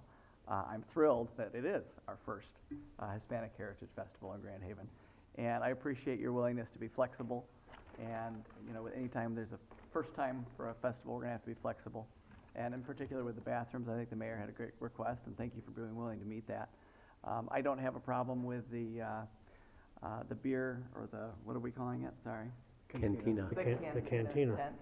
Yes, and I plan on having a cerveza while I'm down there, if I can use the correct word. And I'll try and dance as best I can, Jared. But it's not going to be pretty. Just going to warn you right now. So no, I'm very thrilled with the event, and I think if as we look, in particular with the appointment of Robin that was talked about at the beginning of this meeting in Ottawa County for raising awareness and cultural diversity in Grand Haven, this is a great step for us to take. So thank you for your leadership. Thank you for taking the step and bringing us along with you. That's all I've got. I have one more thing to add to this as well. Sorry, when I dropped my papers, everything fell out of order. But as we do with many of our nonprofit organizations, when they're doing special events in the city, we're looking to waive the fees for this event. And the request would be a waiver of $1,500 in fees, $500 a day for 2 days in Central Park, because it'll take them about a half a day to set up, and then a day for the event. The cost of the showmobile, which is $400, and utilities being water and electric. So Char, is the total $1,500? Total is $1,500. Well, okay, I thought it was 1,500 because of so the fees for water and sewer are estimated at $100, is that what you're doing? We charge $50 per each utility. Okay. Got it.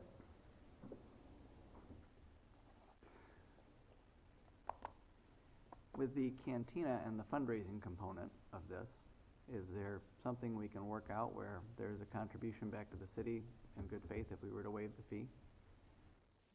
Is that where you were headed, Mike? You know me, I'm always, Oh. I'm in that direction of some sort, just, at least I can make some kind of donation back into it. Given that it's the first event, I understand it's challenging. Try to make it as easy for you as possible, but if there's a chance of anything. What might be a way of doing it would be to determine a certain percentage of what's left from what we raise, because we really have no idea how much we'll take in.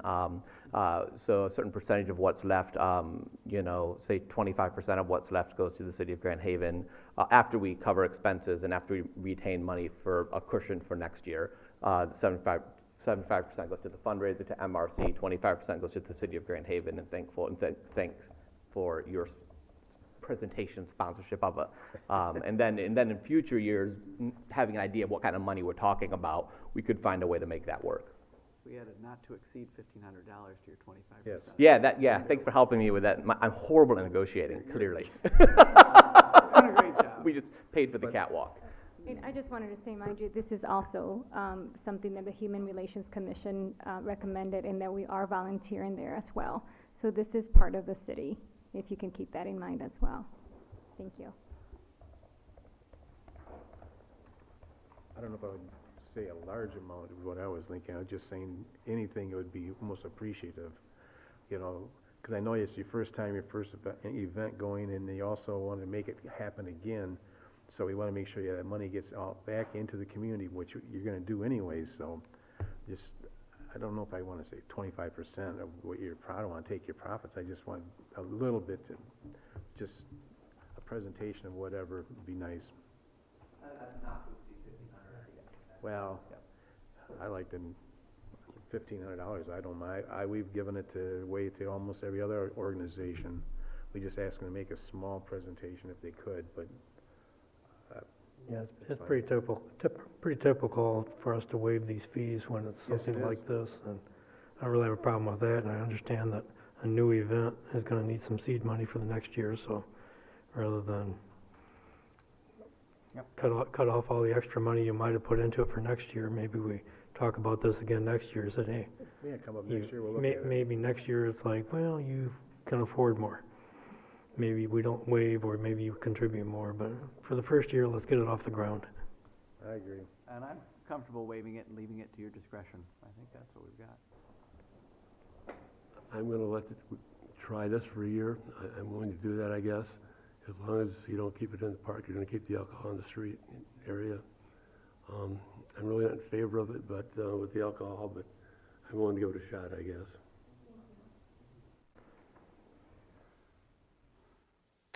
Pat's got his finger up. Ooh, yes. Yes. Well, just a couple of things, just to clarify that if this is approved, it's contingent on public safety review of the Columbus Avenue, because their feeling on Columbus being closed was no. They didn't think that was a good idea. Now that it's two-way there, if we line up food trucks on that one side, we'll have to make sure we can get 2 lanes of traffic through there. We'll let public safety work on that. The other is that typically the rental of the park isn't any skin off our nose. What is the showmobile. That does take real time and money to set up, so the idea being, if you make a bunch of money, at least make us whole, so that we're not spending money to pay the overtime or pay the people to go up, set that up, take it down. And same with the water and the electric, I mean, that's something we actually pay for. But as far as the $1,000 for the rental of the park, doesn't really cost us anything to let that slide, but just wanted to make those 2 points. I guess one thought, if you're gonna have 12 food vendors and then a number of trucks, that's a lot of food. So, hope everybody's got a margin that they can live with on there. You eat a lot of food. Yeah. And we'll also want to talk about waste. All that food, there's probably going to need to be a lot of waste containers, and we'll have to make sure we have a dumpster. Lot of trash cans, because there is, yeah. All right, I think we're gonna vote on this contingent on porta potties, food trucks, Columbus Street, traffic lanes, et cetera. Dumpsters. Dumpsters. Well, with the placement of them, I'm sure he already said they would do all that, but I want to make sure that it's okay with public safety, and also to get the placement of the porta johns. Got it. Got that. Yeah, you want that part of the resolution, or? Okay. We good? That way the event can still go on, just double check with public safety. All right, I think we're ready to vote. Bruger? Yes. Scott? Yes. Fritz? Yes. Manetza? Yes. McCaleb? Yes. Next item. Next item is under unfinished business, and this is to approve the final resolution amending section 17.5-6 of the Code of Ordinances of the City of Grand Haven to include additional groundwater use restricted zones, subsections 3 and 4.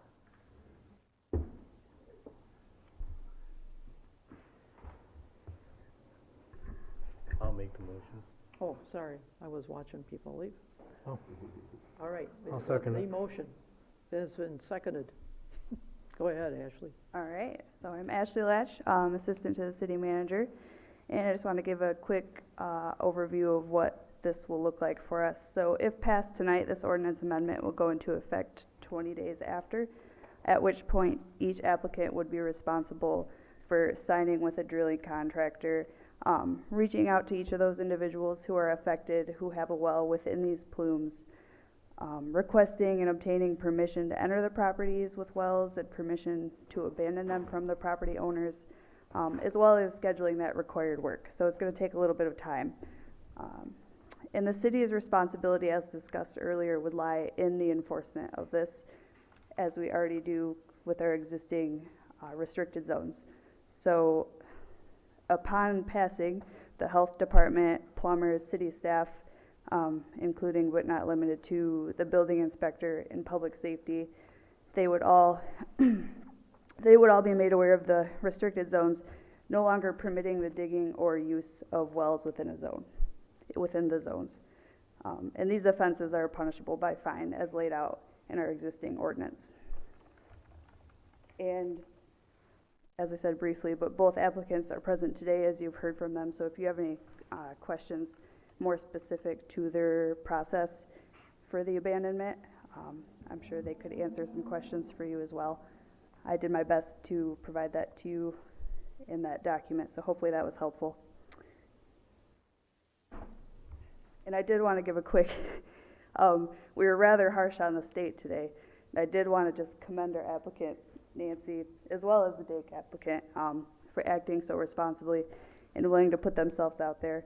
The state, while not able to offer the same incentives, their contribution with no responsibility for this orphan plume is near $60,000. So I think that's pretty commendable and an opportunity that may not arise again.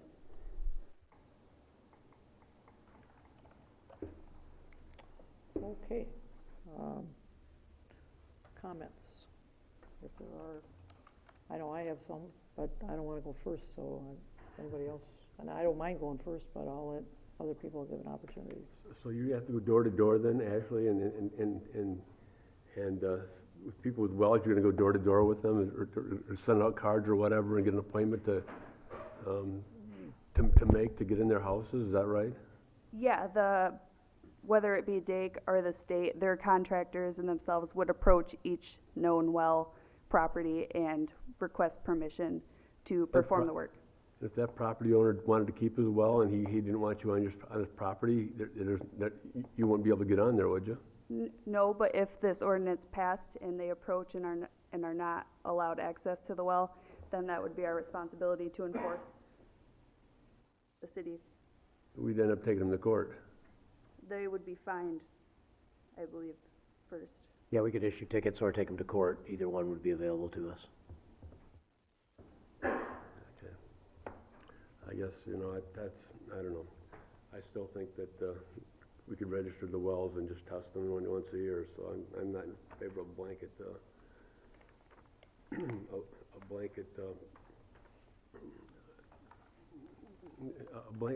thing to put these wells under that everybody's gonna have to close their wells. I'm just not in favor of that. I think we can do it individually. So you got the money for it. Where we can get it at? Testing wells all the time. People test them. We don't test them. If they have a well, they test them. We don't test them. If they want to keep a well, they have to test it. $60 for vinyl chloride, $100 for the whole spectrum. Once a year. Go ahead. Can I ask a question of DEQ? When did we first start monitoring these wells? Back in early 2000s. 2000s, okay. The monitoring wells are probably, late 1990s, early 2000s. Nice. So almost 20 years, give or Yes. take, depending on which well it is. And if this ordinance passes, do you plan on continuing to monitor the wells, or is it done and We will not monitor the residential wells. We will probably continue to monitor we're trying, I cannot say for sure.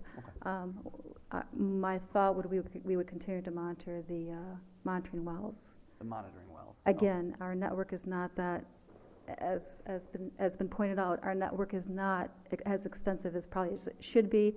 A lot of them have been destroyed over the years. It's not our intention to put in any more wells, but there's a good, my recommendation to my supervisor would be to continue to monitor the wells. Yeah. And one more point just to bring up, again, if the ordinance is not passed, you continue to raise the issue of those individuals who move into the neighborhood who do not have the knowledge of this contamination, and would be potentially exposing themselves and their families to a contaminant that they're not aware of. follow-up question. Looking at the 2015 outline of the plume, and this is the Ottawa steel plume that I have in front of me. It's from the gentleman who presented earlier tonight.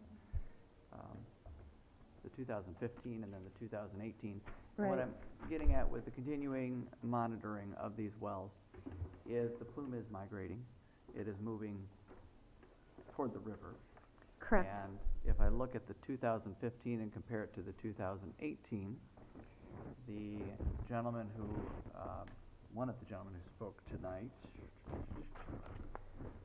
Mark, I think Mark's still back there, but Mark is at 1020 Marion. He's there. Okay, hi Mark, yep. And Mark's on the border, if you will, with this plume, and as it's moving, presumably if it continues to migrate toward the Grand River, his property in say 20 years or maybe even 5 years is going to be removed from the plume area because it will have migrated. And I just want to make sure that there's a vehicle for someone, Mark or us, to lift this restriction as that plume moves in say 5 or 10 years. The way that, again, this is your ordinance, and the way the ordinance is written is that you can, amend your ordinance again to redraw the boundary. Okay. We would use the 2 part per billion, Yep. which is our standard for our boundary. And again, if you want to know, there is a change between the two because again, the 2015 was based upon data where we used temporary wells. I redrew the boundary based upon I did the restricted zone based upon the data that we have in terms of permanent monitoring wells, not temporary monitoring wells, only because I can't recreate the data from a temporary monitoring well. So that's what we have as at this point in time. Yeah, that's perfect. And Ashley, if you can slide that up a little bit so we can see the bottom of the piece of paper, you can see what I'm looking at. The red dotted line has moved. It started out below Taylor. And Right. now it's, I guess that's north of Taylor. And so the restricted zone has moved along with it, which I think is the right way to go. And again, that is based upon temporary monitoring well data versus permanent monitoring well data. Yep. And my level of comfort in terms of saying this is the area that should be restricted. I understand. Which leads me to the question where I said, are we going to continue monitoring this, those wells that you have currently in place? Because in 5 years, we may find out that that plume has continued to move and we could lift the restriction on his property or any other ones Right. that may be in there. I'd like to be able to do that. Again, it's my recommendation to my supervisors in terms of continuing to monitor the plume. Yep. Whether they do or not, gotcha. That's what it's. All right, but there is a possibility. Thank you. Yep. My understanding of plumes is that they don't really have sharp lines and well-defined borders. You make your best guess as to where the contamination is, and that it's kind of amorphous. It's somewhat ill-defined boundaries, and you take your best guess at drawing a line around them. And it's also, yes, they move and the concentration changes, and I remember seeing this drawing in 2002, and it looked a lot like this. The boundary may have been a little different, and the concentrations may have been different, and it's somewhat dynamic. And yes, we have the ability to amend our ordinance later, but if we act now, then we act now, and whatever action we take will affect those people now. And if we change it 5 years from now, it's unlikely people will start putting wells back in, and I certainly wouldn't if there was a possibility of another contaminant coming along saying, well, now I got to take it back out. So, yeah, that's all procedurally possible to do. I keep going back to just my understanding that we're the responsible body here for the public safety of our people. We have knowledge of a contaminant in the ground. We have an opportunity to act, which we haven't had. We've known about this for many years. And I think that we need to act on this. I think we need to pass this ordinance. It has as much to do with potential for exposure as it does to actual exposure. But we can't deny that we know the stuff is there, and that it can come up at pretty much any time, anywhere, even if it's been very little detected at the surface so far. It moves. We know that it's possible. So I'm going to go ahead and vote in favor of this. New data in the future might change the shape and size. Maybe there's some reason to someday look at different sorts of wells go under or over this plume, but right now I think that the prudent measure for this body, for this city, is to approve this. And I'll finish my comments. Oh, I'm sorry, I thought you were. No, that's okay. I had wrapped up that question there. Thanks, Bob. I agree as well. I think with all the comments that we've made previously that we need to do this. It's in the interest of public safety. I think at the lowest common, not the lowest, the most vulnerable common denominator here is the little kid who picks up the garden hose on a well and takes a big old drink and then does that a lot. I understand there's nasty chemicals in a garden hose, but as a kid I can tell you I picked up a garden hose, played outside a lot more then than we do maybe now, and would take a drink from it, and I'm sure I've got some of this nasty stuff in my system. So I grew up in this town. But I think those are the folks that we have to protect, those children and the future generations, especially because they don't know. My questioning of the DEQ was in particular because I do look heavily, or look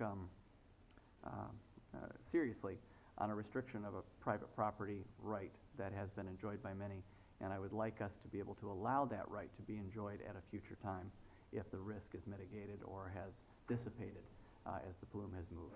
So I look forward to, it's probably not me, but a future council having the opportunity to lift this from perhaps a portion of the residents that are going to be affected by it at this time. Thanks. Okay, I appreciate the second reading of this because we've had some time here to get a lot of new information. And I think it behooves us to take this very seriously. First of all we have here are readings according to, we have 15 data and we have 19 data. And the data from 19 shows a great improvement in levels from the 15 data. So that's 4 years later. We've seen great improvement in the water quality and the movement of this plume, the lesser amount of vinyl chloride that is detected in this, all the way from a lowest of 12% less to an 88% less. And these are all done at the deep well, which is at the 25 to the deepest one here is 52 feet wells. Now most people in this town that sprinkle their grass do it at a 12 to 15 foot level. They're not down at 25 or 50 feet. So we don't have data for shallow wells. All we have is data for deep wells. And that is where the vinyl chloride collects, is at the bottom. It doesn't lay on the top, doesn't necessarily dissipate through the whole level of water. So this to me shows a great improvement over years. And Mr. Theismann has his water tested. It goes at 2 parts per billion, which is drinking level quality. Well, he's not drinking it, he's sprinkling it on his grass. And I think that is a big difference. And if you want to take a swig from a garden hose now and again, that is now and again. That is not your source of drinking water. And I think that we're, by telling everybody in this area, everybody here that we're gonna cap your well, or you're gonna get fined, takes that freedom away for this person. This person has put their well in, they have a pump that they've bought, that they service, this is not free. This is a decision made by the homeowner to buy this equipment, to have their well, in order to, beautify the city of Grand Haven. And instead now we're gonna say, well, without testing your water, without knowing, what your water readings are, because we haven't tested anybody, we've only tested the deep wells, now we're gonna say we're gonna cap everybody off because we can. And I don't think that that's the right thing to do. I think the people should be able to have their well tested. If it tests high in vinyl chloride, I don't think the person themselves can say, well, I don't want to be spraying this stuff in the air. But if it tests very low or at drinking water level, what is wrong with using it as a sprinkling system? And if you want to put that into your deed when you sell your house, that well is in a vinyl chloride plume and is only be used for sprinkling, is not to be used for, that's very easy to do. It's not to be used for drinking. When we're all hooked up to city water, I don't think there's too many people in the city of Grand Haven that have a water well and they use it for drinking water. There's too much city water available. I think it's a savings For a lot of people, this is gonna be a real hardship. And we're gonna see it in burnt lawns, lesser people taking care of their properties because they can't afford to go to the city water system. It is there, it's available, a lot of people avail themselves of it. I do not have a pump, but I know people that do, and I know what a savings it is. And if that water is safe, then for us to say, you've gotta cap your well, we'll come in and we'll destroy it for you, and maybe 5 years from now, you can start over again if the plume has left you, and now you can drill a new well, buy a new pump, and start all over again. I just don't see that happening. What do you do with the person that has put all this money into this, and now we're gonna tell them, hey, you can't, as of 20 days from now, we're gonna come by and tell you you can't use it anymore. I don't think that's the right way to do this.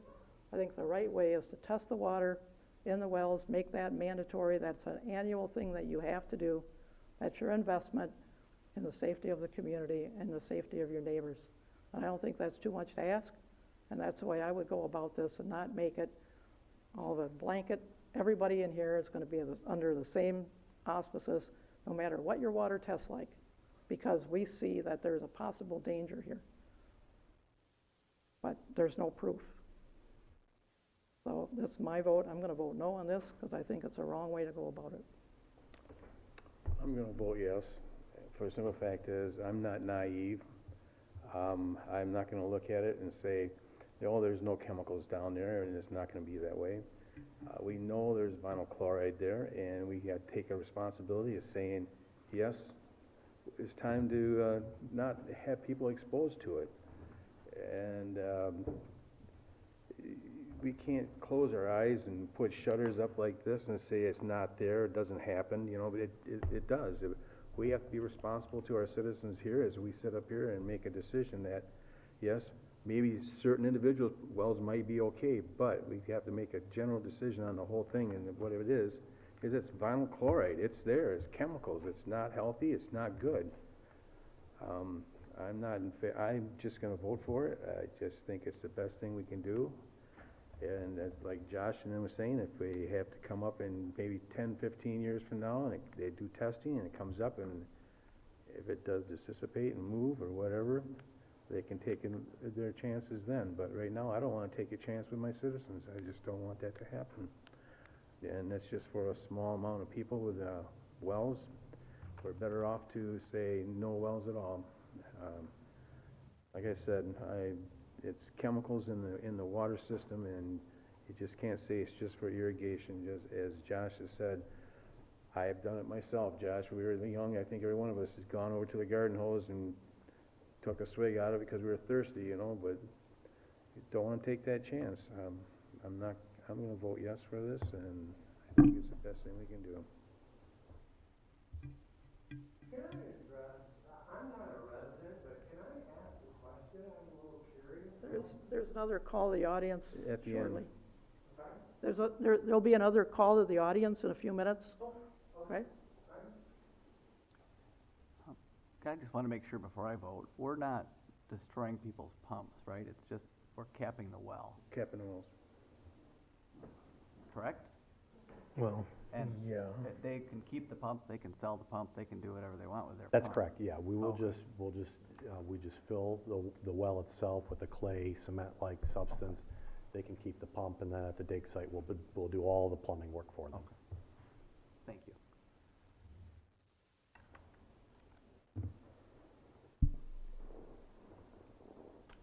If there's no other comments, we are ready to vote. Scott? No? Fritz? Yes. Vanessa? Yes. Bruger? Yes. McCaleb? No. All right, that's our last item. So report by city council. Let's see. It was a very busy weekend at our beach, and downtown was packed. The waterfront was packed. There was tons of people. I could not believe it. I spent a lot of time down the waterfront this weekend, and it was just a beautiful. I mean, when the sun shines, Grand Haven shines. So it's what it's all about. Also, we have a concert coming up Thursday. I'm looking forward to that, to see how that operates down there. We didn't get a chance to go to the last one because we had a council meeting, so this one I'm gonna take advantage of it and go down and check it out once. It's gonna be a great time. I encourage everybody to come on down. All righty. Next. Well, yeah, I'll go. I've got I've got some information for council. It hinges on, well, it's hard to introduce it. It's a tense and sensitive subject in the city of Grand Haven that's been dealt with for over a decade, and we still don't have consensus and resolution on it. And we were all elected. I was elected to serve a 4-year term, and I've been encouraged not to bring this topic up because it's an election year. However, I've met with many constituents in campaigning, as we all have, and this issue has come up time and again. And I look forward to serving out the remainder of my term and to continue working on behalf of the citizens of Grand Haven during that process, during that time. The issue I'm talking about is white-tailed deer, and we can all have the air just leave the room right now, but we've been talking about it for over a decade, and we have yet to have a process that handles the challenges that they bring up in our community. I've been in conversation with city staff, and just this summer, nearly $10,000 worth of damage was done by the deer to Central Park. Citizens have also raised concerns about their gardens, as they continue to do. So, with that in mind, it takes 2 individuals to put something on the agenda. I didn't have support for this, and this is not putting it on the agenda. This is just letting people know that I believe this is important and encouraging council to address it in the remainder of our terms, if we can. I'm calling this, I'm not going to read it all, but I'm going to pass out some information for council. Drafted it. It's called the 2019 City of Grand Haven Compromise Deer Management Plan, taking into account lethal means and non-lethal means for managing the deer population in the city of Grand Haven. During the last debate that we had on this over 2 years ago, I came across a 450-page plus report on a 20-year study by the National Park System and the Cuyahoga Valley National Park. They modeled their deer management program to address issues that are very similar to those in the city of Grand Haven. Cart vehicle deer crashes, Lyme disease, overgrazing in forested areas, understory growth, reduced songbird populations, wildflowers such as trillium, deer grazing in private property, trees, shrubs, flowers, and so on. That mirrors exactly the challenges that we have in the city of Grand Haven. So, toward that end, I printed up a copy, of the report for each member of City Council. Thank you. Yep. I'm going to pass this out. I'm hoping, sorry I'm not talking to the mic for those at home, I'm hoping that in our time remaining we can find some compromise middle ground and address this issue so it never has to be discussed again, at least not for a decade, as I proposed in this draft ordinance, I suppose it is. So I'll finish passing this out, and then I'll pass my time over to someone else.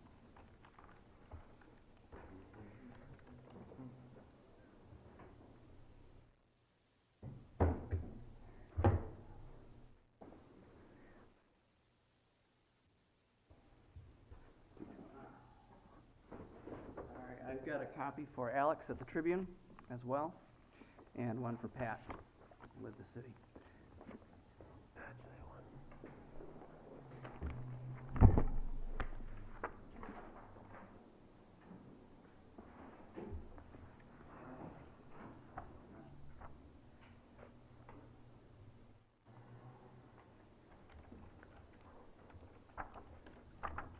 And then I guess as a final note, there's one other document that is about 5 pages long. I'll be happy to forward that on to Pat and Alex and everybody on council, the adoption of this management plan in the Cuyahoga Valley took place, I think, 2 years after the study was done. It was approved and is a little bit more detailed that's pertinent to the draft resolution that I've written. I spoke on housing affordability for 12 council meetings straight before anybody wanted to take action on council. And I'm prepared to do that with Deere until the end of my term if necessary. Thanks.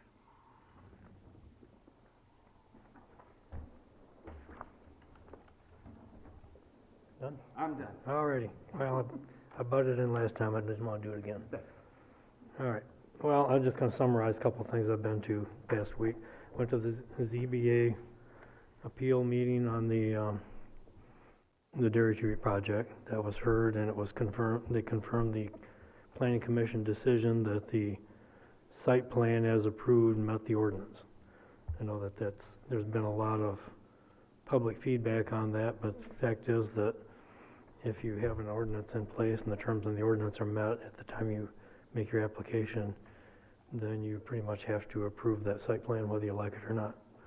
And it does pretty closely mirror the planning documents that supported it. So whether people like a given development or not, people do have room. We have some creativity and some ability to build on private property according to the rules, and that's what the ZBA affirmed. So if my usual statement on zoning ordinance is that if you don't like what your zoning ordinance does, you should think about amending it, but you can't do it halfway through a project. So I went to that. That was an interesting meeting, probably longer than it really ought to have been, but they were very thorough in their discussion. They brought up lots of points, but ultimately they came down on the side of affirming the Planning Commission. Then I went to the PC meeting the next day, and they had a number of items on their agenda, one of which was setting a public hearing for the next version of River Cadiz project, which is proposed for Stanco property. So there will be a public hearing on that at the next Planning Commission meeting. People interested in that should attend and see what that's about, so that next time you don't say, didn't know that was happening, because you really do have to pay attention if that's the sort of thing is on your radar and bothers you that happens in the town. Make sure you know that you're well informed. I went to the airport open house on Saturday morning and had a free hot dog and watched some people do some skydiving and had a chance to talk to a number of people out there at the airport. It's had a pretty good turnout for this open house. They were giving lots of young people rides in airplanes. That was pretty well received. I did attend the soft opening of the Long Road Distillery building down there where they put the new sidewalk cafe on a 12-inch elevated pad.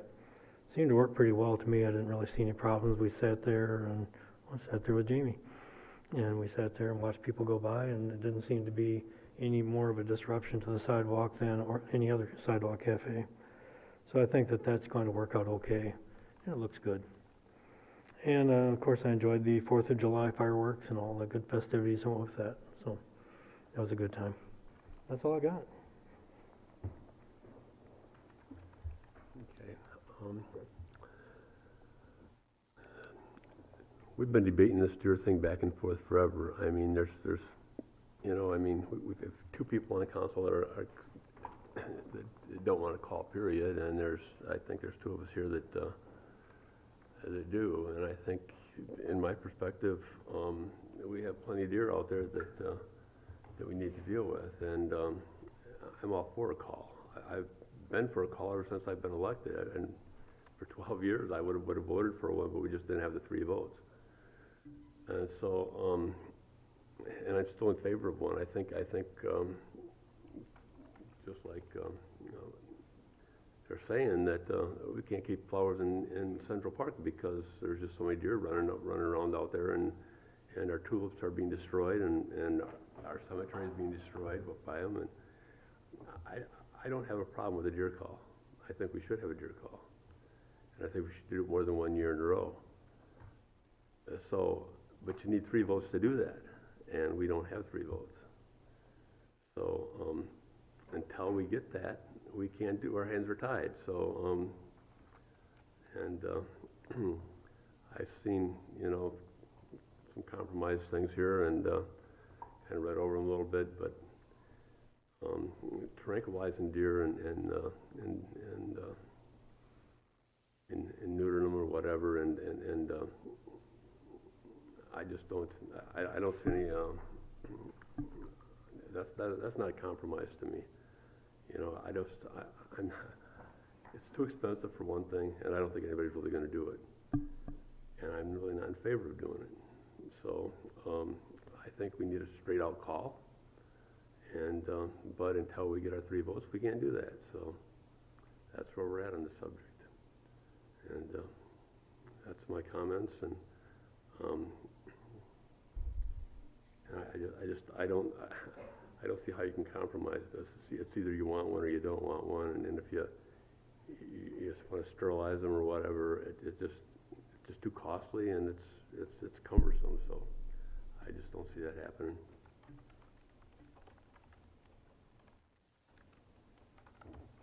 So, I agree, there are too many deer in Grand Haven, there's no question about it.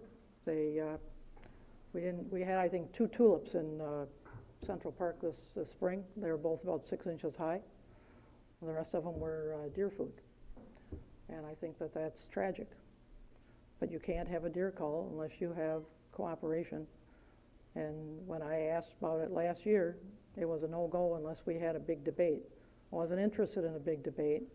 I wasn't interested in selling papers. I wasn't interested in a chamber full of people fighting each other about deer. We're either going to do a call or we're not going to do a call. We're not going to do a call without a debate. I wasn't interested. So there's one way to do this, and that's to do a call. Pure and simple. We've done it a couple of times. It works pretty darn well. We got sharpshooters.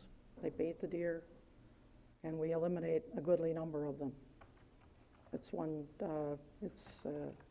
the food is donated to food pantries, people's yards, and tulips out of Central Park, and I don't think that that's a good solution. The other thing that's not good is that there's places to do it on the west side of the city. There's Mulligan's Hollow, there's the cemetery, although that's kind of off limits. There's open spaces. There are no open spaces open enough in the east side of the city in order to do the same thing. And so we can call deer on the west side in various locations. We can't do it on the east side because we don't have the space. And there's a deer problem on the east side of the city as well. So until we find a way to do this equitably, and we can take a number of deer on one side of the city, doesn't really help the other side of the city where there's an equal problem. As far as, a comment about housing affordability, I think we've talked about housing affordability all the times that I've been on city council. This is not a new thing. This is an ongoing thing. So I went to the fireworks, 4th of July. It was a great time. It was great fireworks. I enjoyed the presentation of the history lesson on where the Star-Spangled Banner came from. I heard some people didn't appreciate that. I just want to see fireworks. I think it's important to know who Francis Scott Key was and what he went through in order to write that song. And I think that that's a good thing for people to know. So educate yourself. You might learn some valuable information about the history of your country. And I think that's a very good thing. So I thought they did a great job. It was a great show. And I enjoyed the presentation. I thought it was awesome. So with that, I want to turn this over to Pat McGinnis for his tap fee justification. Thank you, Your Honor. I just very briefly wanted this part of the record and part of the discussion at City Council. It makes it easy for us to locate it someday, should we ever need to do that, when it is discussed at a council meeting. We've got $5,000 for water, $5,000 for sewer tap fee. We give one free per single-family residence. And then after that, if it's a big building, we use residential equivalency units to establish what the cost would be to connect to our system. In case we are someday challenged about that, it's good to have something in the file on record that supports that level of tap fee. So I just did a simple calculation, what the total system is valued at, divided by the number of customers we have, and demonstrated that each customer practically owns a share of the system. If we collectively own this system, and there's 4,500 customers, given the value of the systems, we each own about $37,500 of the water system and $33,700 of the sewer system. every single customer, if you just do that simple math. So I think a $5,000 tap fee for each is very justifiable, that you buy into this system when you want to become a part of it, because there's already, about $120 million. Well, actually, when you include the treatment plants, $170 million worth of water system value and $150 million worth of sewer system value that's in the ground. So to show up one day and say, I want to now be a customer of that, to ask for $5,000 each is very justifiable given the value. So that's the only reason I had it on the agenda, was to present that calculation to you. And should we be challenged someday, we can say, well, it's based on the value of the system, and it truly is reflective of what it costs to have such a system. So that's all. I have nothing else tonight other than... Thank you for your explanation. I was thinking tap fees, I was thinking something else. Oh. You know, when you go buy a keg of beer. I'm glad you explained that all to us. Yes, I'm just talking about the cost. Different communities call it trunkage, call it different things, but I like to call it what it costs to tap into the water or sewer system, or in Mike's case, the kegger. Yeah, don't get those mixed up. No, $5,000 would be some very expensive beer. That's expensive beer. But that's all I have tonight, Your Honor. Thank All you right, very much. thank you. Patrick. So now we are general business, call the audience, second opportunity. Come up to the You microphone. gotta go up to the microphone, tell us who you are and where you live.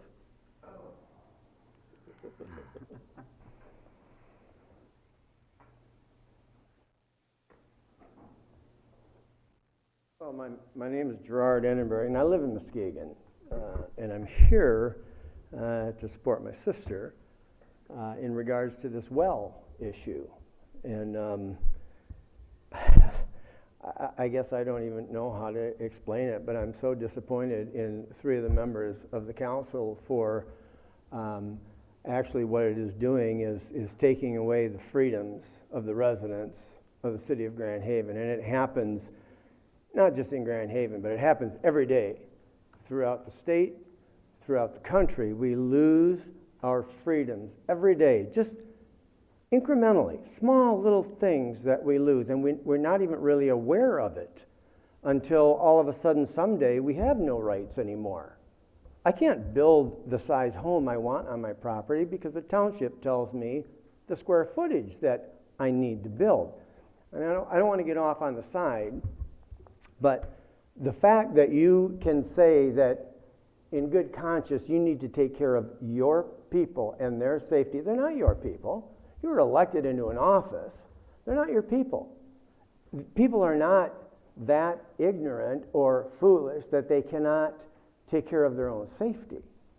If they choose to sprinkle, that is their choice to sprinkle. And everybody that's here certainly is aware. And again, you don't have any compelling evidence that shows that there's any physical harm being done by the sprinkling. And then my last point is, this was not done by any of the residents of Grand Haven. Where did these plumes come from? It's not a rhetorical question. Where did the plumes come from? Nobody knows? Dake Corporation? It's your turn to speak to us. Yeah, I know, and I'm asking a question. Can you not answer me? Did Dake Corporation have something to do with this? And some steel company had something to do with it? Dake Corporation. Okay. I thought it was Now a rhetorical question. I'm sorry? I thought it was a rhetorical question. No, I said it wasn't a rhetorical question, okay? So yeah, it is my turn to speak, and I am, but you could dignify me with an answer. So, it was not done by any of the residents, but now you're putting the burden of the cost on every resident for something that they didn't do. Maybe the burden of the cost should be with Dake.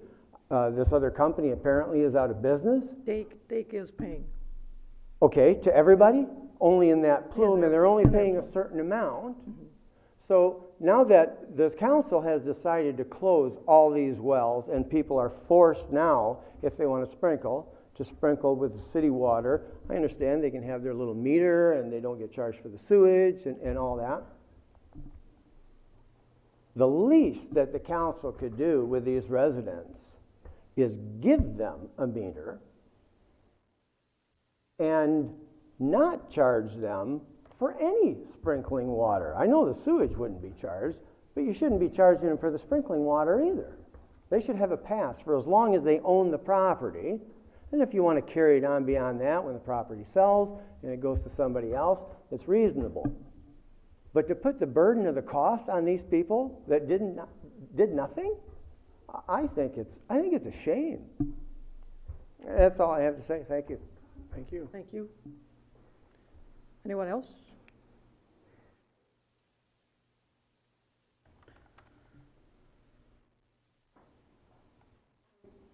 If not, oh, okay. I live at 1033 Park. My name is Joanna Luna, and I've had my well for over 30 years. My kids have swam in the pool for 20 years. I had a dog for 15 years that died of old age. Every person in my neighborhood that has passed away passed away from old age. I've been sprinkling for 30 years. I'm healthy, my kids are healthy, and I am too very disappointed that you won't give us the opportunity to test these wells, because it will be a burden on me, and I am on a fixed income. And now my property looks very nice because I can sprinkle. I'm not going to be able to do that the way I would like to because of the decision that you have made. And so I am too very, very disappointed in how you feel that this should be worked for you for easiness sake to close it down, and you won't give us the opportunity to check our wells every year at our own expense. We'd be willing to do it, I'm sure, but you won't give us the opportunity. And you're just going to blanket it, and I think that's a shame also. So, thank you. Thank you. Anyone else? All right. If no one else comes forward, then we will adjourn our meeting. So, we'll see you all next time. 3 weeks. 2 weeks. 2 weeks. 3 weeks.